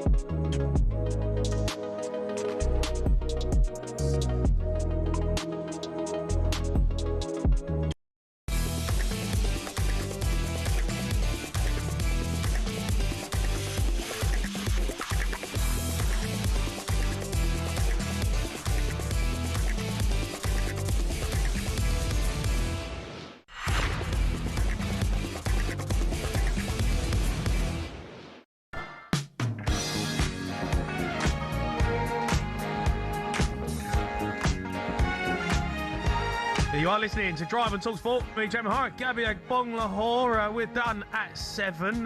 Gabby, you are on the breakfast show, right? I am tomorrow, yes, Mr. Sterling. Now, you've got Super Cup coming up as well, Wednesday, right? my big game. Big game. PSG. You looking forward to it? Yeah, you was playing that last season, wasn't Yeah, it? we played PSG, went 2-0 Well, up. didn't you? Then bottled it. Bottled it, yeah. Well, hope Aston Villa don't do that. Big game, though. It's one of those games where which teams are fitter. Yeah. Sometimes Yeah, where yeah. PSG in their pre-season, where a Villa. But it's a trophy that we'd love to win. Yeah, of course. It's the collection. Yeah, But looking forward to it, mate. Yeah, it's going to be a good game. Yeah. Yeah, it'd be decent. Well, we beat them a couple of years ago, didn't we? Yeah. Yeah, Luca Champions Dean, he's just gone. He's gone there, yeah. 7 mil release clause. Honestly, 7 he's mil? released 7 mil, mate. Release clause. That's crazy. Yeah, looking forward to it though, and they've got some good players now, haven't they? They've signed Ferran Torres, isn't they? It's going through. They're just Ferran Torres. What team now? They're best Ferran team. Torres, Dembele, Yeah. and Kvaratskhelia. No. With Akaluche, they're signed from Monaco. Barcola as well. Barcola's still there. Dear me. Billy Boy's joined us in the studio. Lady Mitchell. Evening, lads. How are you, Billy Boy? Yeah, I'm great. What a pleasure this is, I bud. know, mate. I've not seen you for ages. I know. Look at us on Drive. It used to be sports bar. Who would have thought? Look at this. We was doing the graveyard shift all them years I know. ago. Now look at us. Used to do these stupid quizzes mate. at 12:45. Yeah, no, they were guff then. Are they guff now? Yeah, they're even worse now. Were they pre-recorded?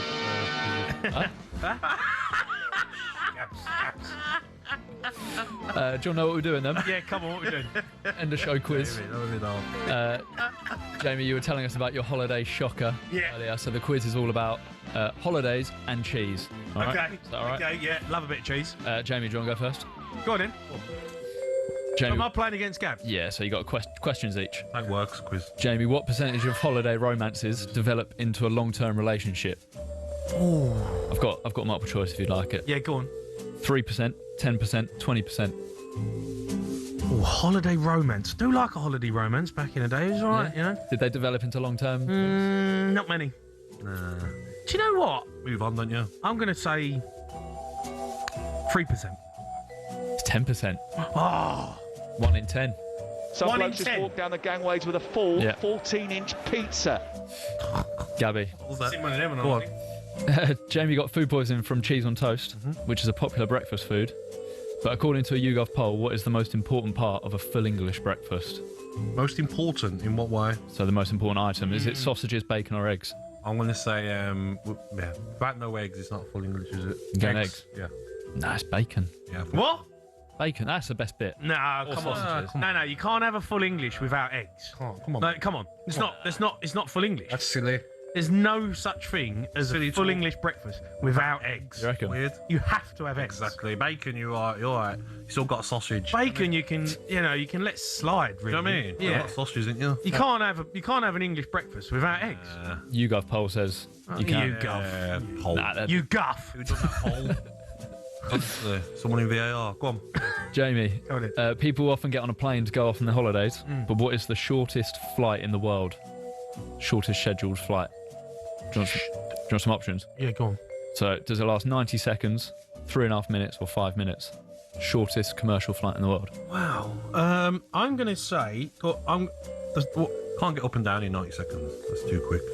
I think 3.5 minutes. I reckon you could. Yeah, but not 90 seconds. What do you reckon? 3.5. I can get up and down in 90 seconds. 3.5. I'm gonna say 3.5 minutes. It's 90 seconds. No, it's not. Where's that? Operates in Scotland, connecting the Orkney Islands and Papa Westray. 90 seconds. No, I'm not having that. 1.7 I don't think miles. you can get up and down in 90 seconds. 10 passengers. They on that. do things quick there. Get out of World Cups quick, don't they? Well, I have my question. You get up and down in 90 seconds, Gab? No, mate. Can't get up the stairs in 90 seconds. Hey, go on. Go on, Bill. Go on, mate. Gabby, other than London, which people might go off on their holidays, name 5 more European capital cities. Oh, Rome, Edinburgh, Come on. Cardiff, Dublin, Belfast. Taking the easy route there, haven't you? Why is that easy? Are they not in Europe, Bill? Yeah, a bit of a loophole there, I suppose. There is a loophole, mate. Yeah. You just went British Islands. Go first. We're getting No, wrong. do you want to go anywhere else? No. Save them. You fancy Paris? Oh, good place. No, it's a good place, Paris. What's your favourite one? Favourite European city? European city, I would have to say Palma, Mallorca. Yeah? All over. Love it, mate. Bit of me. I see you out there. Look. Do you want one more? Go on then. Go on. So, closest to this win, so you're both answering. All right, then. So Cheese, which Jamie got ill from, comes from milk, which comes from cows. How old was the oldest ever cow? Closest wins. Say that again? Oldest ever cow. The oldest ever cow? Don't live long. What? How old he was? Don't live. Did they long, mate? I'm gonna go. Like 12 to 15. I'm gonna say. No, I'm gonna go over that. I'm gonna say 20. I'm gonna say 15. 49 years old. What? Big Bertha. Big Bertha. I think she's died now, unfortunately. But 49. Made it to 49. That's a good innings, that. Yeah, Jamie, you win, Jamie. I won. Well done, mate. Well done, mate. What did I win? You get to work with Rory Jennings tomorrow. Oh, wait. I don't know if that's a win or not. Don't know if that's a win. Gabs, you're on the breakfast show in the morning, 6 a.m. No problem, mate. With Jeff Stelling. Yeah. I am back tomorrow. I'm hosting Drive all week. Lovely. Tomorrow I am with Rory Jennings. But up next, Flex and Abby Summers for a bit of Transfer Insiders.